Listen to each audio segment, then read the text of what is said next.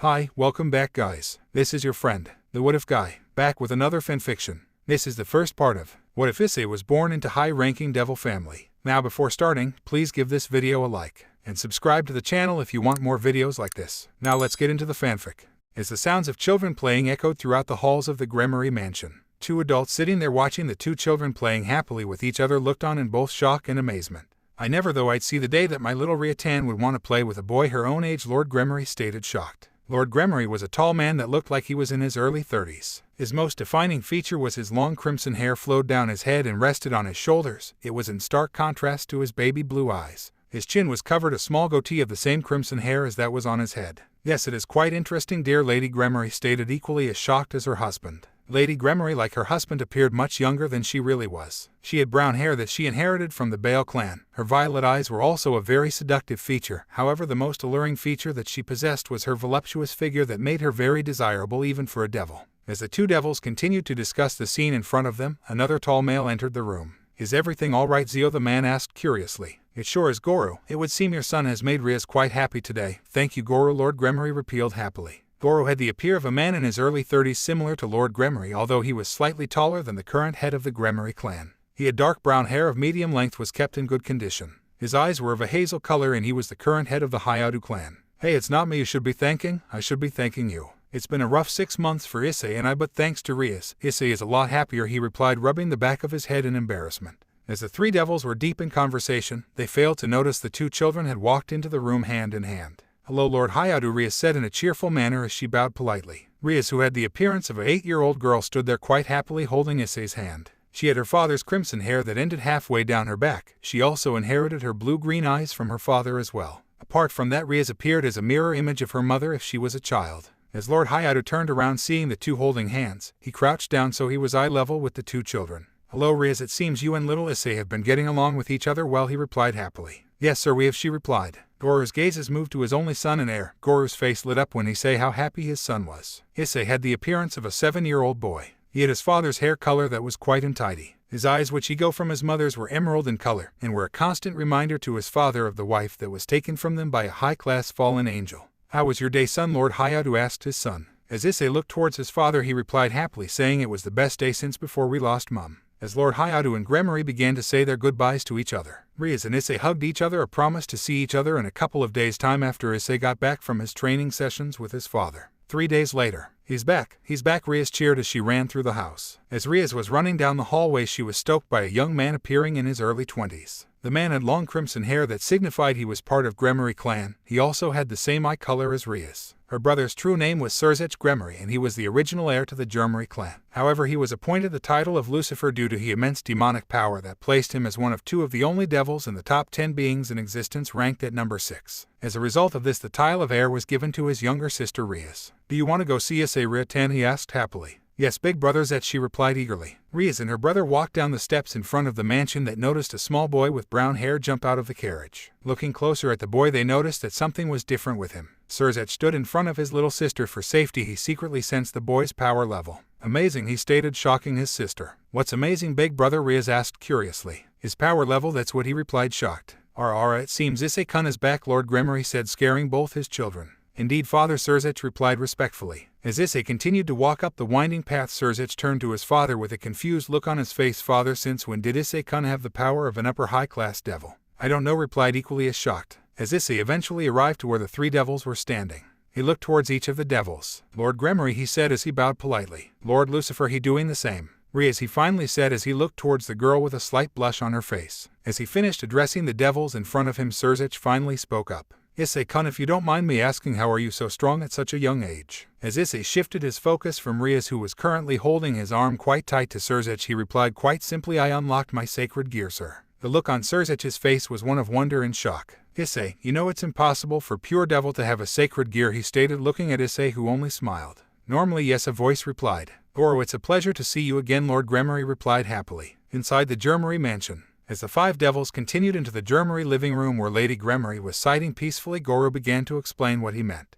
As you know, Issei is classified as a pure devil. However, what very few people know is that is really only 3/4 devil. This shocked most of the devils in the room except Zioticus, who already knew about it. As Goro continued, he described how he was a pure devil and that his wife was a half-breed with 1 devil and 1 human parent. While the adults were discussing the details of Issei's heritage, Rias stared at Issei with a look of interest. "Issei, why are you so cute?" she thought to herself. "Hey partner, that devil girl is looking at you with lustful eyes," a booming voice stated, shocking everyone in the room and turning Rias bright red. As Issei turned to look at Rias, he noticed that she was as red as the hairs on her head. As Issei moved closer to Rias, he noticed that she wasn't making eye contact with him. He suddenly pulled her into a hug and whispered into her ear, "I think you're very cute too, Rias," he said, causing her to hug him back. As the devils in the room all looked at the two children with sparkles in their eyes, they were quickly remembered about that voice they heard earlier. As Surzich began to look at Issei in confusion, he asked the small boy what was that voice was. "That would be me, Lord Lucifer," Drag said, making his presence known again. As Issei looked at his father, who gave him a slight nod, Issei stepped away from Rias as a blinding light appeared from his arm. When the light died down, Issei's arm appeared like one of a dragon. Everyone in the room by Issei's father and Rias looked on in shock as they knew what it was. "That's the boosted gear," Lady Gremory stated, shocked. "Heavenly Dragon Drag, it's a pleasure to talk to a being that has the strength to rival God," Sir Surzich said, bowing respectfully. As the looks of shock around the room began to die down, Rias spoke up, wondering what this thing was. "Mummy, what's this boosted gear thing on Issei's arm?" As Lady Gremory began to speak to her daughter about what the boosted gear was and who lived inside of it, Ria's eyes widened in amazement. "So you say Issei can double his power every 10 seconds, and it will allow him to have the power kill God?" she repeated, stunned. While Lady Gremory was teaching her daughter about the boosted gear, both Rias and Issei's fathers were discussing how they found out about the gear. Flashback, 2 days ago. Issei and his father were training on a mountaintop in hand-to-hand combat. Goro was teaching his son how to protect himself and his family without using his magical powers in case he was in the human world. As the two continued to fight for a couple of minutes, Goro surprised his son when he asked him if he likes Rias, as he knew that it would give him enough time to make an opening in his defense so he could win this fight. To his surprise, Issei turned as red as Ria's hair. Goro then asked the young devil what he would do to protect her. As Issei stood there not moving, his father noticed his opportunity to strike. He darted towards his son as fast as could towards his son until he noticed his aura change from its black and white color to an overpowering red one. As his father stopped instantly, he noticed the boosted gear on his arm. As Issei punched the ground, destroying the mountain that they were fighting on, Issei quickly lost consciousness as began to falling to the ground when his father caught him in his arms. Flashback end. Everyone was shocked at what they just heard. Issei was bright red and so was Rias. As Lord Gremory turned to Issei, Issei suddenly felt a shiver go down his spine. "Issei, come take a walk with me," he said, using his authority as he spoken. As Issei and the current head of Gremory wandered throughout the gardens around the manor, the long winding paths were littered with flowers of all different colors and types. Roses were the most prominent flower in the garden, however it symbolizing the Gremory clan's emblem. As Issei and Lord Gremory took a seat at one of the many benches in the garden, "Issei, what do you think of Rias?" he asked out of the blue. As Issei looked at him confused, "What do you mean?" "I mean, how do you feel about her?" he replied. As Issei looked at him, he began to reply. "Well, sir, I think Rias is the most caring and considerate person I have ever met. She makes me laugh, happy, and most of all she gives me the sense of belonging that I felt I lost after the death of my mother." "And do you find her attractive?" he asked. As Issei was caught off guard by this question, he began to laugh. "Yes, sir, I do find Rias attractive, but I believe that the most attractive thing of a person is their personality," he replied. Issei began to look up at Lord Gremory, unsure why he asked such questions. Unbeknownst to Issei, Rias was also being asked the same questions by Issei's father. "Rias, what do you think of Issei?" he asked quite suspiciously. "Issei, sir," she replied cutely. "Yes, what do you think of my son?" "Well, sir, I believe that Issei is a kind boy. Actually, no, I believe he is the kindest boy that I have ever met. He treats me as Rias, not Rias from the Gremory clan or Rias the little sister of the most powerful devil in existence. He treats me for me, and that's why I like Issei," she replied with a small blush on her face. As Lord Hayatu smiled, Issei and Lord Gremory re-entered the room. Rias and Issei immediately looked at each other, then blushed heavily. This action didn't go unnoticed by the adults in the room. As the three adults sat down with their two children standing in front of them, Lord Gremory was the first to speak. "Did Surzich already leave?" he asked his wife curiously. "Yeah, Grafia came and picked him up saying that they are having a husband and wife day," she responded. Issei and Rias began to look at each other with both eyes of lust and fear of rejection from the other. Lord Hayatu began to stand up and asked the two children in front of them, "Issei, would you ever want to marry Rias?" When Issei looked at his father who asked the question, he began to turn bright red. "Like marry and have kids with Rias?" he asked, shocked. "Yes, son," he responded. "Well, yes, I would love to marry Rias," but he stated. But what Lord Gremory said, beginning to get angry. "But it's Ria's decisions too. I'll only do it if that is what she wants. It's not fair if she is forced into something she doesn't want," he stated, shocking everyone in the room, most of all Rias. As the adults began to look towards the heavily blushing Gremory heiress, they were all shocked when Rias ran and kissed Issei on the lips. "Issei, I love you," she said with teary eyes. "Well, then I think we have her answer," Lady Gremory said, giggling. As the adults all left the room to write up the plans for the marriage, the two children that were left in the room began to laugh, soon running outside playing again, not as friends but as fiancés. Time skipped 10 years later. Over the past 10 years a lot of things has happened between Riaz and Issei. Riaz had developed a beautiful young lady with a height of 5'8" and was developing a body that was beginning to rival her mother's. Her magical strength had also increased due to her constant training, her power of destruction by her mother and other brother, and her elemental power from her father. Issei had developed into a handsome young devil with a height of 6. His hair was the same color as Riaz's mother now due to his training and was better kept. His muscular body was the result of training his family's magic abilities from his father, his boosted gear with the former Dragon King Tannen, and his overall strength with Surzech. Both Riaz and Issei had received their evil pieces from Magica Beelzebub when they turned 11. During this time Riaz reincarnated Akino Heimjima, a fallen angel, human hybrid. Yudo Kiba as her knight, Gasper Vladi as her bishop, and Kaneko Tauju as her rook. Issei on the other hand had not reincarnated anybody as he was waiting for the right people. Issei and Riaz's relationship blossomed into love only a few months after their marriage proposal was finalized. Riaz and Issei during this time, when not training individually or with the peerages, would spend the rest of the time together, often playing like they did when they were children. One day when Issei came over to the Gremory household to spend the day with Riaz, he was shocked when she told him that she was going to school in the human world and that she will see him in a year's time.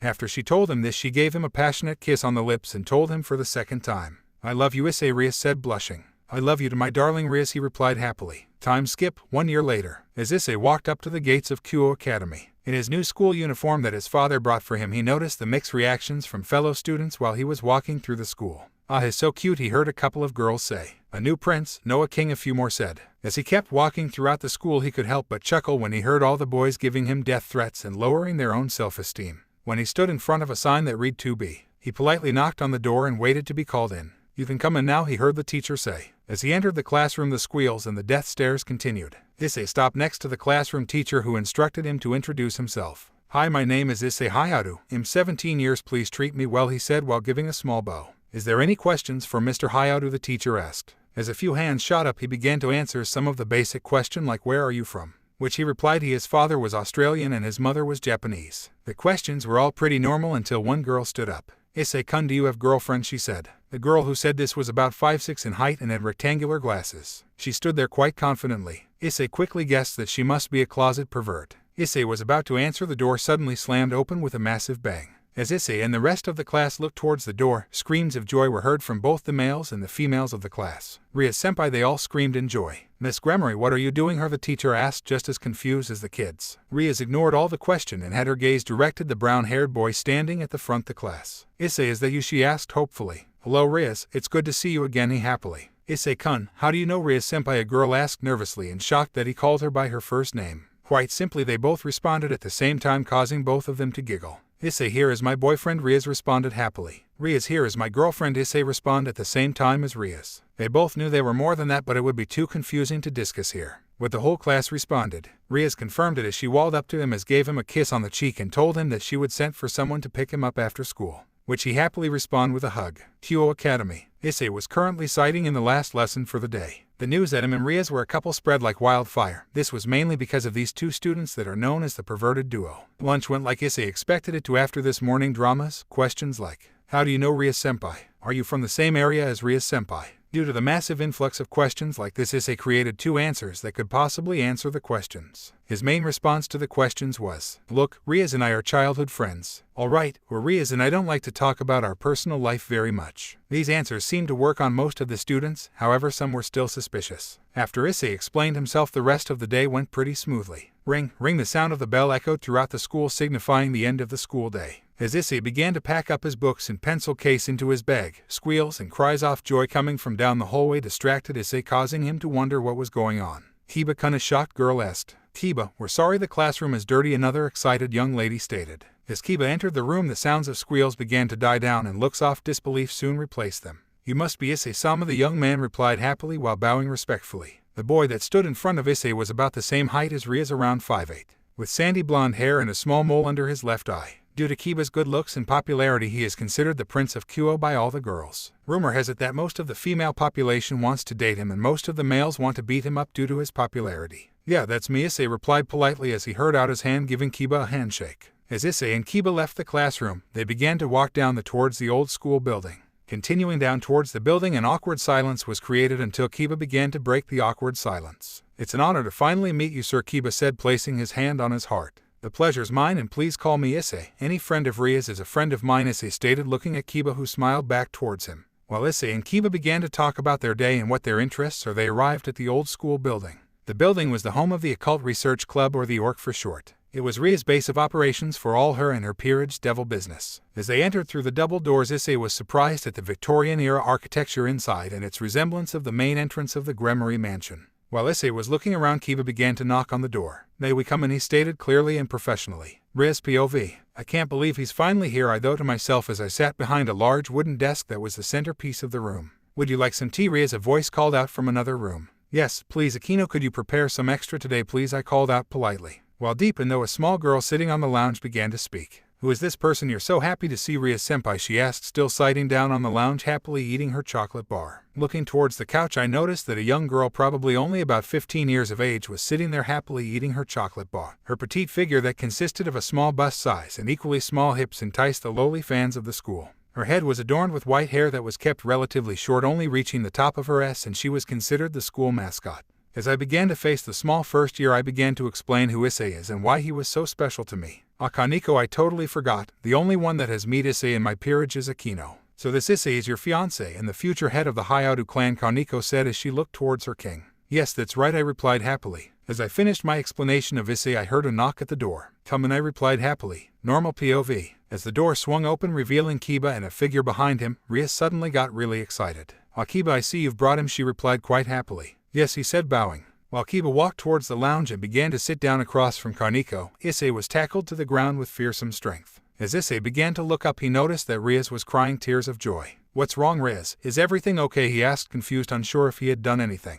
Riaz began to look up at the confused boy. No, everything's okay now. I'm just happy to see you," she said cheerfully. Just as Riaz was beginning to pull Issei off the floor, Akino walked back into the room with some tea on a small cart. While she was handing out the tea to Riaz and her fellow orc members, she failed to realize Issei standing there looking at her happily. "Hello, Akino," he said, startling her. Lord Hayado, my apologies for not seeing you." Akino bowed while stuttering. "Akino," he said in a firm voice, scarring the young queen. "Why, yes," she responded nervously. "How many times have I told you to call me Issei? Lord Hayado is my father. Anyone that Riaz considers family can call me Issei, and plus we played together when Riaz first introduced me to you," he stated with a huge grin on his face. "Oh, sorry," Akino repealed. "I hope you and Riaz haven't been causing trouble in the human world. I heard that you and Riaz are considered the two beauties of the school," Issei said, casting both girls to blush. As Riaz began to introduce her peerage to Issei, she began by saying their name, peace, and sacred gear if they had one. As Riaz was telling Issei about her peerage, he was constantly intrigued by the smell that surrounded Riaz's rook, Kaneko. "Cat," he thought to himself. Whilst Issei was looking at Kaneko curiously, he began to hear Riaz's voice. "So Issei, how has the last year been?" Riaz asked curiously. Before Issei could answer, a hologram of Lord Gremory appeared on the table. "Father," Riaz asked, confused.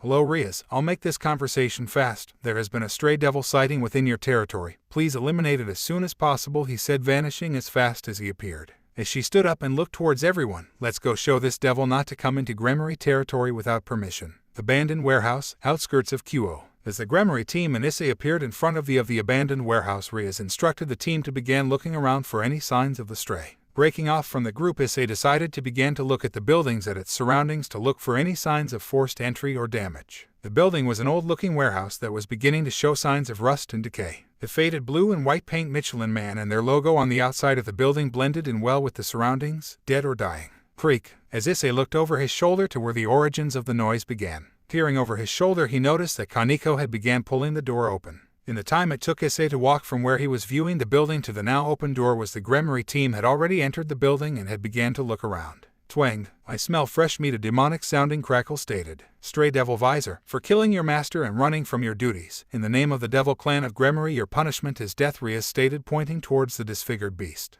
"Death, a slut like you couldn't kill me on your best day," Visor said as she lunged towards the group. Lunging at the Gremory team, Visor began frantically swinging towards anything she could reach. This attack caused the Gremory team to bob and weave, dodging the attacks, going on the defensive rather than the attack. As Visor looked for an opportunity to attack, she slapped Kaneko out of the way, causing her to land in a pile of old tires. After slapping Kaneko away after she jumped to trying to grab the monster's arm, Visor suddenly lunged for Riaz when she was watching Kiba fighting one of her arms. This sudden attack causes Issei to protect the love of his life from certain death. Creating a small ball of darkness the size of a marble, Issei flicked the small attack directly through the heart of the stray, killing it instantly. When Visor's body hit the ground, Riaz began to destroy it. After the destruction of Visor, the Gremory household began to go their separate ways. Kaneko and Kiba walked together as they lived in the same apartment building, leaving Issei, Akino, and Riaz standing there alone. Ria is beginning to look at Issei with a confused look. Issei, what attack did you just use to kill Visor? She asked in disbelief. Oh, that was a compressed form of my darkness sphere, he confidently stated. Really, it felt similar to Oni-sama's attack, Ria said, beginning to look Issei up and down. That's because it is. I got the idea while training with Surzech, he responded, shocking her. Anyway, where are you two lovely ladies living these days? Issei said while scratching the back of his head. Just at the clubroom. There's some bedrooms out the back, Akino said, blushing at Issei's last comment. Well, do you two want to move in with me? He asked nervously. Yes, they both responded quickly, each grabbing one of his arms. Issei's human home. When the three young devils arrived in front of Issei's house, they began to notice how run down it looked. They noticed that the letterbox was full of junk mail and old letters. The grass was too long and the gardens were overran with weeds. While Issei was cleaning out the mailbox, the girls began to walk towards the front door and stood there waiting patently for Issei to arrive. I think we will clean this up, Ria said as she created a magic circle that cut the grass, removed the weed and replied the paint to the exterior of the house. Walking up behind the girls, Issei thanked Rias for cleaning up the yard. Proceeding towards the lock, Issei placed the key. Sound of the key sliding into the lock suddenly filled the silent night. Rias got real excited when the door finally opened. As she stood there thinking how this was the first time that her and Issei would share their own home alone. While Akino doesn't count, she practically my sister, Rias thought as they entered the dusty home. I think this needs a cleanup, Rias pointed out to Issei and Akino. Before Rias could even finish her sentence, Akino had already prepared a magic circle that was moving throughout the house, clean as it went along. Before Rias and Issei had even entered the kitchen, Akino had already cleaned the entire house. Looking towards the happy girls, Issei suggested that they go and have a bath while he makes dinner in the beds, which they both happily agreed to while walking upstairs toward the bathroom. As Rias and Akino were sighting in the bath, the top half of their gorgeous bodies floated above the water. Rias, Akino stated, looking towards the Crimson King. Yeah, is everything okay? Rias asked, looking towards her queen. Yeah, I'm okay, but have you noticed that Issei seems to be hiding something? She responded. Like what? She asked. Well, first was that he was looking around the warehouse earlier like he was looking for something or someone. Then that attack he used to kill Visor. I know this strong, but he wasn't that strong last year, was he? She explained, looking towards the water. Now that you mention it, I noticed that he was looking around the warehouse looking for something like he was familiar with the area. That's not their weirdest thing though.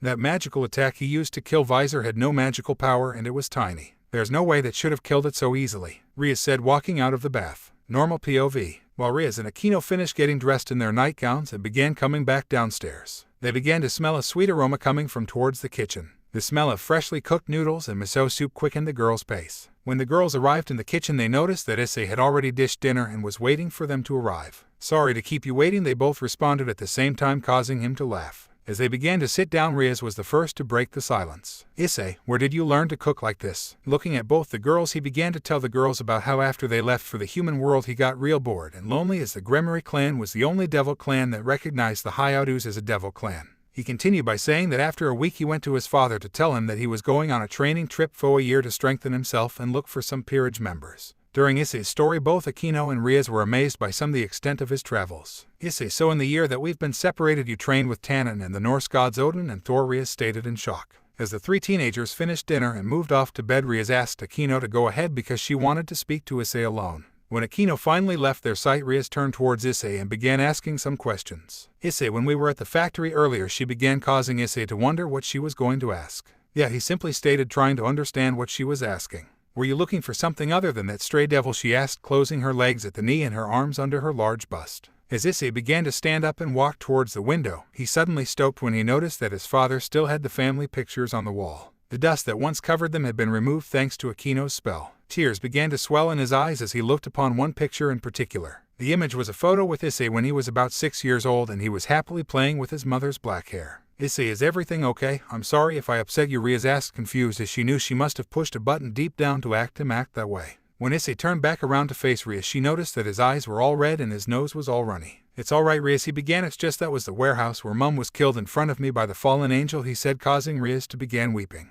I'm sorry, Issei, I didn't know. You know, if you ever want to talk, I'm here, she responded, trying to keep in her tears while hugging him into her bust. Thanks, we'll talk tomorrow, it's getting late, let's go to bed, Issei stated, looking at the clock on the wall which read 10:30 p.m. Next morning, as Issei awoke early and began to walk down the hall to the bathroom, he noticed that both Rias and Akino were both sound asleep. After Issei finished in the bathroom, he went and got changed to begin his morning training. As he left the front gate, he began to run down the street. While he was running, he noticed a strange presence following him. Running up the stairs that lead to the local park, Issei decided to stop and have a rest. Excuse me, is your name Issei by any chance? An unknown voice suddenly spoke. When Issei turned around, he noticed a teenage girl standing in front of him. The girl had black hair that reached down to the top of her hips. Her eyes were purple in appearance and she possessed a cheery aura around her. As Issei began to study the girl even further, he noticed that she had the scent of a fallen angel. Yeah, that's me. Is there anything I can help you with?" he responded politely, not wanting to scare the girl off. I'm new in town and I heard that you were a really nice guy.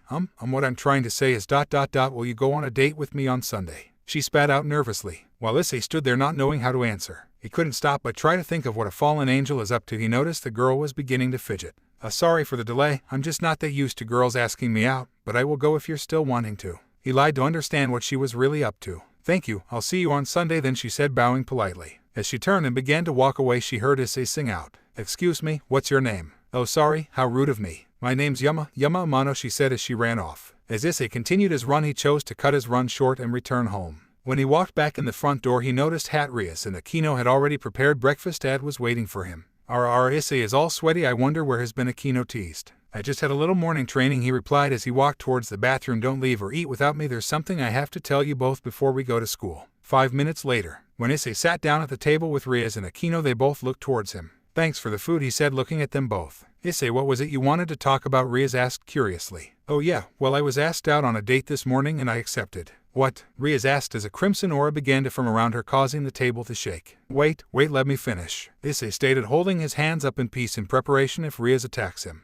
"Continue," both girls stated, still quite angrily. "Rias, before you kill me, let me explain. Did you know that there are fallen angels in your territory?" he began, hoping not to be killed by his angry future wife. Rias looked at Issei with a confused face. "What do you mean there's fallen angels in my territory?" "Well, when I was on my running this morning, I was asked out by a fallen angel. She went by the name of Yama Amano. However, it's definitely fake, but I don't know how they knew I was here. I only arrived yesterday," Issei said, stroking his chin. "So what's your plan?" Akino said, looking a bit uneasy. "I wanted to try and get some more information on what they are doing here and if they're trying to hurt my 2 childhood friends." "Rias, you don't have to worry. There's only a few people in this world that I care enough to protect with my life, and both you and Akino are part of that group," he stated, causing both the girls to blush. Sunday, as Issei appeared at the fountain to meet Yama, Issei began to wonder where this date would lead. Would she try and attack him, recruit him, or both? "Sorry I'm late," Yama sung out, trying to break the ice. "Nah, it's fine. I only arrived here myself a few minutes ago," he replied to her as he gave her a kiss on the cheek, causing her to blush. As Issei and Yama began their date throughout Kuo,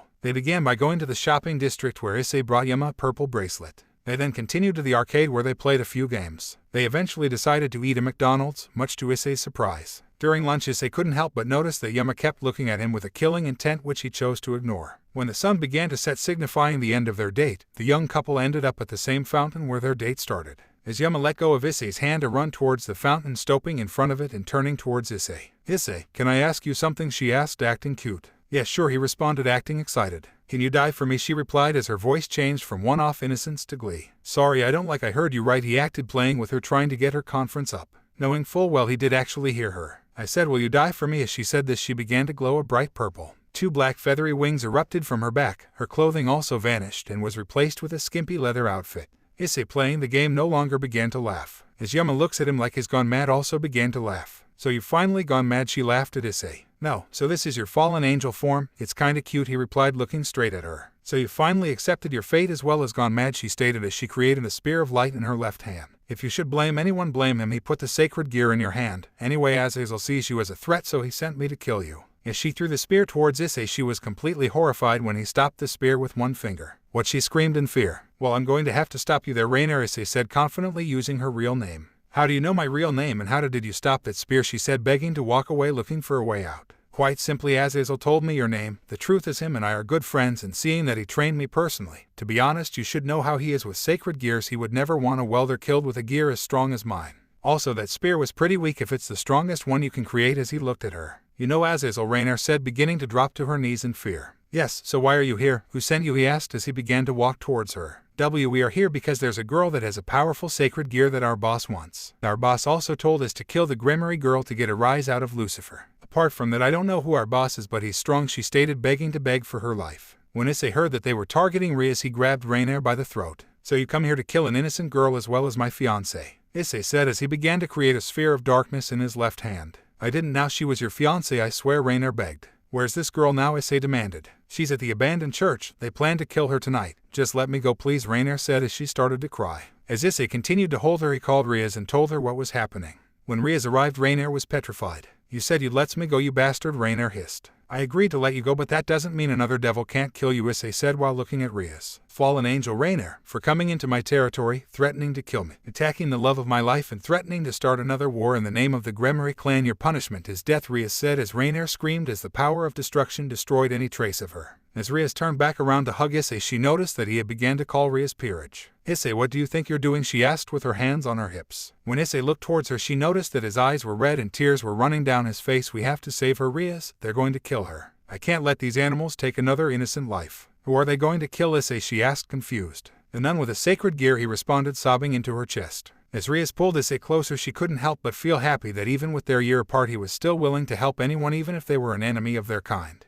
Abandoned church 15 minutes later. Are you ready to die? Which a fallen angel asked to a girl chained to a cross. Please just let me go, I'll do anything. The girl begged. The girl was about 16 years of age. She had golden blonde hair that reached around the middle of her back. Her green eyes had the look of hopelessness, and clothes that she was wearing were also ripped and torn. As Rias and her peerage gathered outside the church with the help of Issei, Aquino decided to speak and ask Rias why they were there. We're here because there is a group of fallen angels about to kill a nun with a sacred gear, Rias said as a massive noise came from the church. Bang! The doors were ripped off their hinges, smashing to pieces and killing a few exorcists inside. As Rias and her peerage looked towards where the doors once were, they noticed that Issei had already killed half of the exorcists in the church. As the girl tied to the cross began to look towards the doors, she couldn't help but feel like she was saved. As the fallen angel next to her began to demand an answer, Issei continued to walk forward. Who the FCK do you think you are? He screamed, looking at Issei. As Issei continued to walk towards the fallen angel, completely ignoring him. As the fallen angel began to look around, he began to panic. Rias and her peerage had already destroyed the remaining exorcists and 2 fallen angel females, leaving him alone. I'm Issei Hayadu. I'm a high-class devil, heir to the Hayadu clan and the fiancé to the beautiful Rias Gremmery, heir to the Gremmery clan, Issei stated, causing Rias to blush. And the fallen angel, the curse. What do you want, devil? The fallen scoffed. I want you to release the nun, leave and never return, he said, pointing at the fallen. You're going to have to kill. Before the fallen angel finishes his sentence, Issei had his hand buried in his chest, grasping his heart. That wasn't a request, Issei stated as the lifeless fallen angel fell to the ground. As Issei pulled the nun off the cross, she began to scream. It's okay now, I'm not going to hurt you. What's your name? I'm Issei and this is Rias, he said, trying to comfort the young girl. I am Asia Argento, she said politely. Asia, would you like to come back to my place so you can stay there the night? Rias and Aquino are there, so if you're scared and you don't want to talk to me, they're there to help, Issei said, offering the girl a hand. She said nervously as she accepted Issei's hand. As the rest of Rias' peerage went home, Rias, Aquino, Issei and Asia teleported to Issei's house. As Aquino went to run a bath with Asia, Rias looked towards Issei. Issei, what are we going to do with her? Rias asked, unsure about the future of the young girl. Well, I was hoping you'll take her into your peerage and protect her. She would make a good bishop. I'll have to think about it, Rias replied. Later that night, as Issei was in the kitchen cleaning up after dinner and the girl had gone off to bed, a magic circle appeared in front of Issei. Dad, what are you doing here? He asked curiously. Son, we have a problem, he replied. Looking up at his father, Issei was both confused and worried. What do you mean, we have a problem? Issei asked his father. Lord Hayadu hadn't changed much over the past 10 years. His youthful appearance seemed everlasting, mainly due to his devil heritage and his expertise in magic. The only thing that had changed, however, was that he no longer had to look down to look his son to see his eyes, as Issei had grown to be about the same height as his father. It has to do with your engagement, Lord Hayadu replied to his son. What about it? Is everything okay? Issei asked, beginning to worry. Issei, go get Rias. We need to talk, Issei father said seriously while looking at him. As Issei left the living room where his father was standing, he walked until he reached the bottom of the stairs. When he walked upstairs, he noticed that Rias' bedroom light was still on. Knock, knock. Rias, are you awake? Issei nervously asked. Yeah, what's up? She said as she opened the door, revealing her pink nightgown. As Issei stood there admiring the woman that returned the love back into his heart after the death of his mother and the one that he has loved for so many years as both a friend and his future wife. He always believed that her beauty was unparalleled. Not even the most beautiful goddess such as Freyja or even the angel Gabriel, who was considered the most beautiful angel in heaven, could compare to Rias. Issei, Rias said, wondering what Issei wanted this late at night. Oh, Dad's here. He has to speak to us about a problem, our engagement, he said after standing there remembering what he was there for. A problem? Rias replied, shocked. Hey, before we go, I want to give you something, Issei said as he grabbed Rias' hand. Yeah, what is it? Rias said, confused. Before Rias could even finish her sentence, Issei had smashed his lips against hers. Sinking into his embrace, Rias placed her hands around his shoulders, pulling him closer. Breaking the kiss, the two teenagers blushed as they looked at each other. What was that for? Rias said seductively as she attached her lips onto Issei's neck. Just to show you that no matter what happens, I will always love you, Issei said as Rias detracted herself, leaving a hickey on his neck. I know you love me and I love you just as much. Hey, you know that was the first time you kissed me without me kissing you, Rias said as Issei gave Rias a hickey on the opposite side to his as he blushed. As Issei and Rias arrived back downstairs, they noticed that Issei's father was sitting on the lounge waiting for the two to arrive. Lord Hayatu, Rias said while bowing. Rias, how many times have I asked you to call me Goro or Dad? He replied, not trying to laugh. When Rias heard what Goro said, she could help but blush. She began to remember all the times that both her and Issei's father kept trying to persuade others' child to call them father or by their first name. Dad, what's the problem? Issei seriously. Well, your engagement has come under fire, his father replied with his head looking towards the ground. How and why? Rias replied, looking equally as confused as Issei as she grabbed his hand. The elders believe that marriage arrangements should only be between families of the 72 pillars. As you may know or may not know, the Hayatu clan is not considered part of the pillar families anymore, Lord Hayatu said, looking at the two teenagers. Anymore, Rias said as she looked at Issei. The house of Hayatu has not always been known by such a name. We were once known by the name Buer, Goro said as he looked at the shock on both Issei and Ria's face. Wasn't the Buer clan the 10th pillar family? So that's why Issei can create attacks of darkness, because it was their signature ability. But that doesn't explain why can he use light, Rias asked, looking towards Goro. My mother was from a family of extra demons as well as half-human. However, due to my heightened ability in darkness, I'm lacking in light-based attacks and cannot create attacks using it. I do, however, have a slight tolerance to light-based attacks, so I will not feel the same level of pain that normal devils do, Issei explained as Rias held his hand. So why is this affecting our marriage, Dad? Issei asked, looking at his father. Well, the reason why Buer was evicted from the 72 pillars was during the Great War. We saved another pillar family from extinction instead of following orders. Due to the selfish nature of the old devils and how they were hell-bent on world domination, the original Lucifer classified us as extinct, and it has been that way ever since, he replied. Because of this, the elders believe for you to marry Rias, you will have to fight someone for Ria's hand, and marriage is a sign of strength. Who do I have to fight? Issei asked as he clenched his right fist. The third son of the Phoenix family, Riser, has put up his hand to fight you in a rating game of his choosing. If you lose, Rias is to be handed over to the Phoenix family and forced to marry him immediately, Issei's father angrily responded. Dad, you know how Riser is. He'll just make Rias his trophy wife and his personal sex slave, the young heir said, editing his aura as he looked towards his father, using all his willpower not to go kill Riser right now. I know you're mad, son. Both myself and Ria's parents feel the same. However, if you win your marriage, with be allowed to go ahead, and the Hayatu clan will be reinstated into the 72 pillar families under the name of your choosing and will not be considered as extinct anymore. I'm very sorry, son. This is both mine and Zio's fault for not seeing this as a possibility, Lord Hayatu said as he bowed his head. So how long do we have to wait to meet this prick? Issei said as he held Ria's hand tighter. He will be here tomorrow and we'll meet you at the Orc Club room. I'll meet you there after the meeting has ended, Goro explained as he teleported away. That bastard, Issei said as he punched the wall, sending drywall everywhere. It's okay, Issei, we'll get through this, Rias said as she walked up and put her hands on his shoulders. No, Rias, it's not okay. First, my mother dies by a fallen angel that should not have known we were in Kyo. Now these old pricks are trying to take someone I deeply care about away. I will not let this happen, Issei said, causing Rias to walk up to him as begin pull him towards bed. It's getting late, Issei, we'll sort this out in the morning, she said, trying to comfort her enraged fiancé. As Rias began to lead Issei back upstairs, he stopped suddenly. Rias, I just have a quick phone call to make about tomorrow, he said as he dived into his pocket and retrieved his phone. Okay, it's going to be okay, she replied as she gave Issei a quick kiss on the cheek and proceeded to continue up the stairs. As Rias walked upstairs and entered her room, Issei began to dial a number on his black iPhone. Ring, ring. Hello, a feminine voice replied, coming from the other end of the phone. Hey, it's me, we have a problem.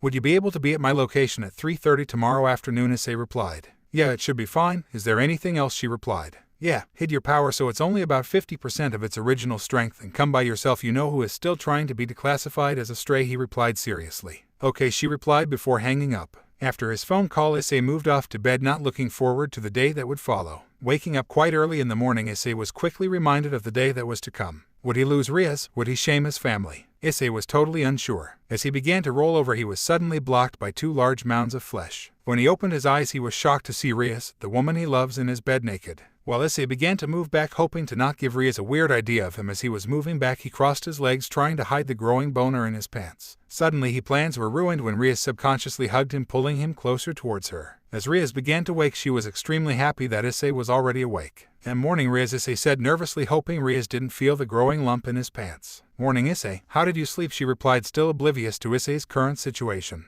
It was good, but why are you in my bed and why are you naked? He replied, trying not to look at her glorious body. Well, I was worried about today and couldn't sleep, so I came to see if you were awake. When you weren't, I decided to jump into bed with you to use you as a hug pillow. And you know I can't sleep if I'm not naked, she replied, like it was a normal thing that everybody does. As she began to hug Issei closer and closer to her bountiful chest, she suddenly felt a large lump pushing up against her thighs. When she looked towards Issei, she noticed a massive blush developing on his face. Issei, she said in a calm but dominating tone. Why, yes, he replied nervously. Is that little Issei I can feel up against my leg, or should I say not so little Issei, she said as a seductive tone as she ran her fingers down his toned chest. I'm sorry, Riaz, I didn't mean to. It's just that I think you're the most wonderful person in the world, and you're drop-dead beautiful as well, he replied, trying not to get in trouble. As he closed his eyes preparing for death, he suddenly felt Riaz put her hands down his pants as she climbed on top of him. I'm not mad, silly. I'm actually quite pleased, as sleeping next to you caused me to have a naughty dream last night. Do you think something dirty might happen, she replied as she began to stroke Issei's cock. As Riaz and Issei began a heavy make-out session, Issei moved his hands onto Riaz's chest, causing her to jump at his audacity, causing her to blush. As the two continued for a few minutes, Riaz began to move down Issei's neck and upper body while she continued to lick him. When Riaz was about to reach to pull Issei's boxers down, a sudden noise scared the both of them. Knock, knock.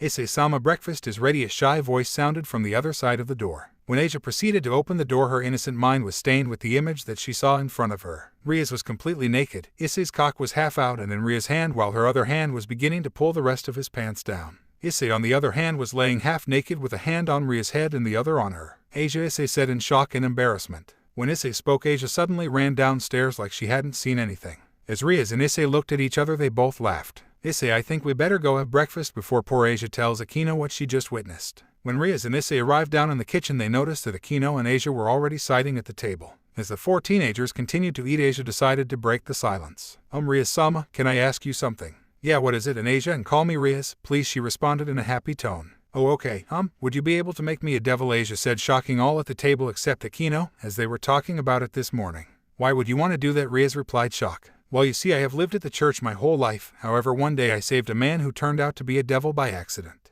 Because of this, I was expelled from the church. That was why I was with the fallen angels. However, I now realize that the church doesn't care for me anymore, and I know that you and Issei are both good people. Asia said as she looked at Riaz. Are you sure, Asia? There's no going back, Riaz replied as she pulled a bishop out of her skirt pocket. Yes, she replied happily. A bishop, Akino said, looking at Riaz, who smiled. Yes, her magical power is one that rivals your own, Akino, Riaz said as Akino smiled. Very well. In the name of Riaz Gremory and the Gremory clan, I call to you, Asia Argento, lend me your soul and become my bishop and trusted healer. When Riaz finished her spell, the bishop piece sunk into Asia's chest, making her a devil. Kyo Academy. When Issei, Riaz, and Akino arrived at the front gates of Kyo, the whole school turned at the sight of the two great ladies. Screams of happiness and joy soon died down as most of the boys noticed Issei standing arm in arm with both girls. Asia would be transferring in 2 weeks, so she just stayed at home and did housework as the others went to school. Akino, I demand you let go of Issei this moment. He is my fiancé, and I will not let you near him even if you're my queen, Riaz told Akino, not caring who heard. Are you jealous, Riaz? We both know Issei likes S, and remember, mine are bigger than yours, Akino replied, both teasing Riaz and Issei. Wait, what? How did you know I liked S? Issei replied, looking at both girls. Well, remember when Akino and I started to develop in young women, every time you came over you could keep your eyes off them, Riaz said as she began to laugh, causing Issei to blush. Wait, what? You knew? Issei said in embarrassment. Yep, Akino sighed, continuing to tease Issei. When the three young devils arrived in the main hall of the new school building, the three said their goodbyes and went their separate ways. As the day went on, Issei could help but get more angry. Before Issei knew it, an announcement sounded over the loudspeaker. Issei Hayatu, please come to the Occult Research Club now. Before the teacher dismissed him, Issei was already halfway to the club. He arrived. Issei was greeted by Riaz and the rest of the orc, as Issei moved and sat next to Riaz. While he was walking over to the couch, he noticed Grafia standing next to Riaz. Grafia was a young female devil that appeared to be in her early 20s. She had silver hair that was plaited down to the bottom of her back with 2 plaits on the front of her face as well. She had a figure that rivaled Riaz and Akino, and she wore a French-style maid outfit that emphasized that figure. Grafia was one of the only 3 people that Issei was truly scared of. She was also known as the strongest queen and could rival the current Leviathan in terms of power. Grafia, it's a pleasure to see you again. How are you and Milikas? Issei said as he bowed politely. It's good to see you too, Issei. Both Milikas and myself are well. However, I wish we could meet each other again on happier terms, she replied. Just as Issei sat down, a massive orange symbol erupted into from the floor. Riser has arrived, the unknown figure stated as he left the transformation circle. As he walked over to the lounge, both Riaz and Issei couldn't help but give the man death stares. Riser was a young man appearing in his early 20s. He had short blonde hair. He was about the same height as Issei, however possessed a lean muscular build.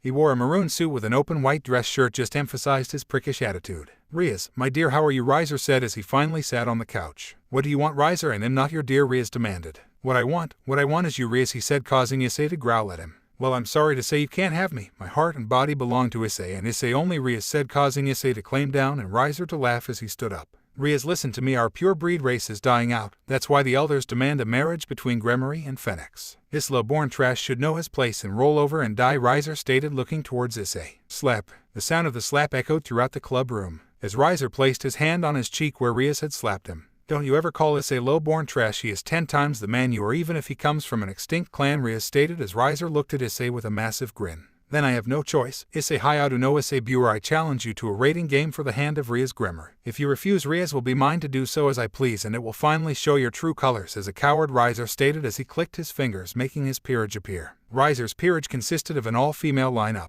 As Issei looked towards the peerage, he noticed that Riser's peerage, or harem that Issei nicknamed it in his head, consisted of every type of girl. His queen was the big tit member, the 2 sets of twins who fitted into the lowly and cosplay categories, and the other girls filled most of the other categories. While Issei continued throughout his peerage, he was utterly appalled when he noticed a small girl with twin blonde drills. Standing up, Issei shocked both Rias and Riser. Looking towards Riser peerage, he began to move closer. As Issei walked over to the girl, he began to look at her closely. What do you want, Lord Hayadu? She asked, faking her arrogance. Lady Ravel, it's a pleasure to meet you. Your pig of a brother hasn't tried to have his way with you, has he? Because if he has, I'll beat the living shit out of him right now, Issei asked as kissed Ravel's hand, causing her to blush. And no, he hasn't, Ravel replied, nervously, shocked that he would care about her well-being. How dare you touch my sister, you pig, Riser yelled at Issei. Look who's calling the kettle black, Issei replied, causing Rias, her peerage, and even Grafia to giggle. When Issei returned to his seat next to Rias, Riser began to speak. So do you agree, he said, pointing towards Issei. Yes, however, if you are as strong as you said you are, Ravel will not have to participate in this fight, Issei said, causing both Riser and Ravel to be shocked.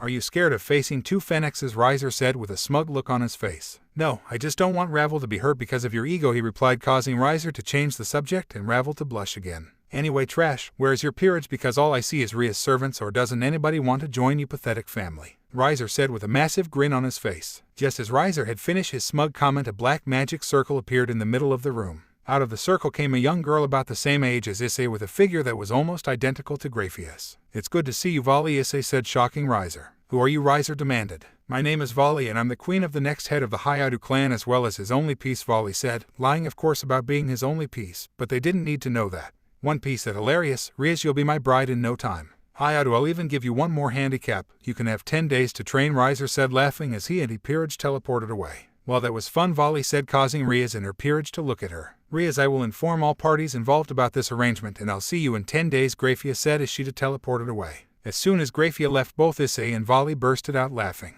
What's so funny, Issei, Rias demanded, and why does your queen look like Grafia, Rias asked as she looked at Issei. Well, Rias, Riser just signed his own defeat. I wanted Ravel out of the way as she is the biggest threat in Riser's peerage, not Riser, due to her smarts and Phoenix abilities, and the 10 days training isn't for me and Vali, as one of us alone is enough to defeat Riser. Then who is it for, Rias asked, shocked. It's for you, just in case something happens to us, you can challenge Riser yourselves, Issei said, making Rias understand why they were laughing. But that doesn't explain why your queen looks like Grafia, Rias asked. As Issei looked towards Vali, he told her that she can trust these people and that they won't hurt her. Vali gave Issei the nod to tell who she really is. Rias and my close friends, I want to introduce you to my queen, Vali Lucifer, Issei said as he looked at the shocked faces that surround the room. Did you say Lucifer? Aquino asked, shocked. No way, Rias said, equally as shocked as her queen. Yes, my grandfather is Ryzen Livin Lucifer, son of the original Lucifer, and the third known super devil, but please keep it in this room, only a few others know who I truly am, Vali said, deploying her 8 wings. And that's why she looks like Grafia. It is because the Lucifuge clan once served the original Lucifer, and as a result they took on some characteristics of the clan, Issei explained to the group. So Issei, how strong is Vali? Rias asked curiously. Well, her demonic power equals both yours and mine, if not surpass it, and that's not using her scared gear, Issei said as Vali began to speak. Scared gear? Rias asked curiously. Yes, Lady Gremory, I'm a half-devil, half-human hybrid, Vali said as she looked at Rias. So what sacred gear do you possess? Aquino asked. The sacred gear I possess is one of the 13 Longinus. Divining it allows me to divide my opponent's power in half every 10 seconds, and it makes me the current White Dragon Emperor, or Empress in my case, Vali said, deploying her sacred gear. The shocks on the faces around the room were off complete disbelief. The room was silent until another black magic circle appeared in the room. Lord Hayadu, Aquino said as she bowed politely, quickly followed by the rest of Ria's servants. Aquino, how many times do I have to tell you that you and Ria's peerage are part of mine and Issei's family? He said, causing them to raise their heads. Dad, what are you doing here? Issei asked his father. Well, I heard the news that you have agreed to fight Riser from Grafia and that your queen has made her appearance, however that's not why I'm here, he said, looking at Issei. Hello, Vali, Lord Hayadu said before Issei could speak. "Hello, sir," she said as she bowed respectfully. "So why are you here?" Issei asked, looking at his father. "I came here to seal your sacred gear away for this fight, as it would cause some problems in the underworld," Issei's father said, shocking everyone but Rias, Akino and Volley. "Issei, how can you possess a scared gear, you a pure red devil?" Kiba asked, shocked. As Issei and his father told the group how and why his has a sacred gear, Kaneko asked Issei what scared gear he possessed. A bright red light covered the room that came from Issei's hand. When the light died down, Issei's hand was replaced with a red gauntlet. "This is the boosted gear, another one of the 13 Longinus. It has the ability to double my own power every 10 seconds. The gear also makes me the Red Dragon Emperor." As Issei's father began to seal the gear, D-Drag spoke up. "Albion," D-Drag said, causing Volley's gear to shine. "It spoke," Akino said, shocked. "Yes, D-Drag," she replied. "Please look after my host while I'm sealed for the short while," he said, causing Albion to blush within the gear. "I will," she replied happily. As Issei's father finished the seal and teleported away, Kiba looked towards Issei. "Issei, I believe that the two heavenly dragons hated each other. Well, they didn't in the first place, but I'll let both of them explain when D-Drag is unsealed," he replied. As Issei looked at Rias, he noticed that she had sat back at her desk. "Rias, is everything okay?" he asked, looking towards her. "Yes, we leave for training in the morning," she told the group.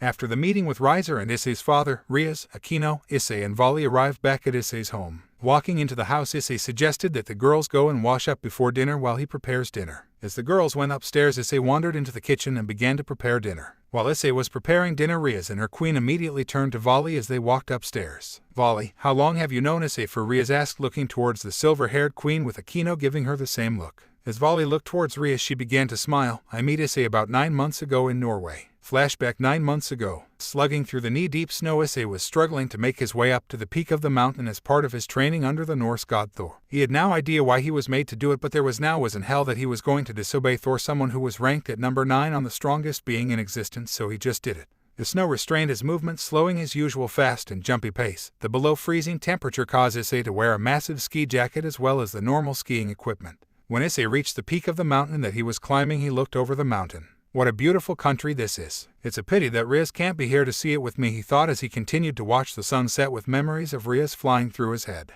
Boom! A massive explosion sounded coming from beneath Issei. The sound of a sudden explosion quickly averted his eyes from the sunset to about 3 kilometers down the mountain. As Issei quickly grabbed the skis that Thor had put on his backpack as supplies for his training, quickly beginning to ski to the site of the explosion, Issei flew down the mountain at breakneck speeds. When he arrived, he noticed about 10 people looking around for something. "Where's that bitch? Lord Rysam wants her alive," one of the hunters said as the others just nodded their heads. "Rysam, there's only one person that I know of with that name. This can't be good," Issei thought to himself as he ducked behind some rocks. As Issei began to follow them, he used his draconic senses that he had developed while training with Tannen to track the person that they were looking for. Beginning to run, Issei soon caught up with the person. When Issei slowed down and began to walk over the next ridge, he saw the person that these people were hunting. She, a young girl, probably only Issei's age. Her silver hair was slightly burnt at the ends and was in terrible condition. The clothes she was wearing looked like they were once a dress, however since then the left arm completely torn off and the right arm's was just as bad. The midsection of the dress also had what appeared to be dog scratches running down the left side of her body. She was currently running barefoot and her feet were blistered and bleeding.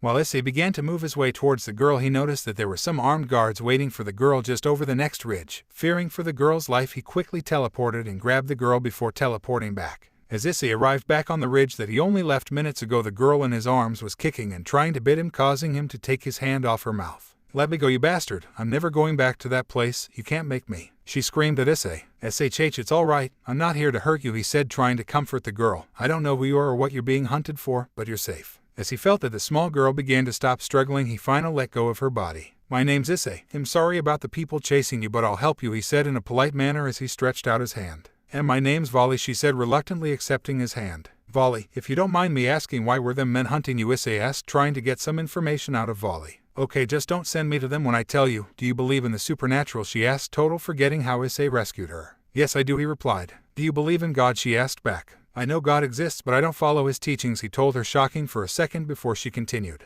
"The truth is I'm a devil, but I'm not any devil. I'm the great-granddaughter of Lucifer, the original devil. My grandfather is Rysam Livin Lucifer, the son of the original Lucifer. The reason I ran away was because my father and grandfather physically abused me and my mother out fear that one day I would rival and surpass their power due to the power of the Lucifer line and the sacred gear I possess. Eventually I had to run away after I witnessed my mother be killed in front of me. The truth is she was trying to protect me from them two monsters. After that I ran away, fulfilling my mother's last wish, and that's how I ended up here," she explained, crying as she told him, causing Issei to hug her tighter. "I'm so sorry to hear that, Volley, but you're safe now." The truth is I'm also a devil with a sacred gear, he explained, shocking Volley. Before Volley could respond, magical attacks began to be shot at the two teenagers. Pulling Volley's hand, Issei began to run away from the attacks. As they continued to run, Issei noticed that Volley was limping and was slowing them down. As a result, Volley was suddenly picked up by Issei in the bridle position as he began to run faster. It's okay, Volley, I told you I'll protect you, he said as he ran into a cave. Immediately after Issei and Volley ran into the cave, the entrance of the cave suddenly collapsed, trapping the two inside. As Issei and Volley were too exhausted to teleport out of the cave, they used the last of their strength to create a fire and some wood to keep it burning. When Issei and his new companion woke early in the morning, hugging each other for warmth and comfort, they noticed that the entrance of the cave was still blocked with snow. Issei, what sacred gear do you possess? Vale asked nervously. I possess the boosted gear, Issei replied, striking fear into Volley. Then no, how can the only one to show me comfort, my only friend, be my greatest enemy? Volley replied, shaking nervously as she backed away towards the back of the cave. Volley, what sacred gear do you possess and why are you shaking all of a sudden? Issei asked, still oblivious to the situation. Why, Albion, why is my only friend I've ever had my greatest enemy? Volley said, asking the only other no support she could trust. Before Albion could even answer, Issei did something that shocked her as he got down on his hands and knees. Albion-sama, thank you for protecting Volley through her hard times and keeping her sane, Issei said, shocking both Volley and Albion. D-Drag, what is your host doing? Albion asked curiously. Well, Albion, this particular host cares more about protecting others more than gaining glory by defeating opponents, D-Drag replied to the other dragon. Hearing this, both Albion and Volley lowered their guard.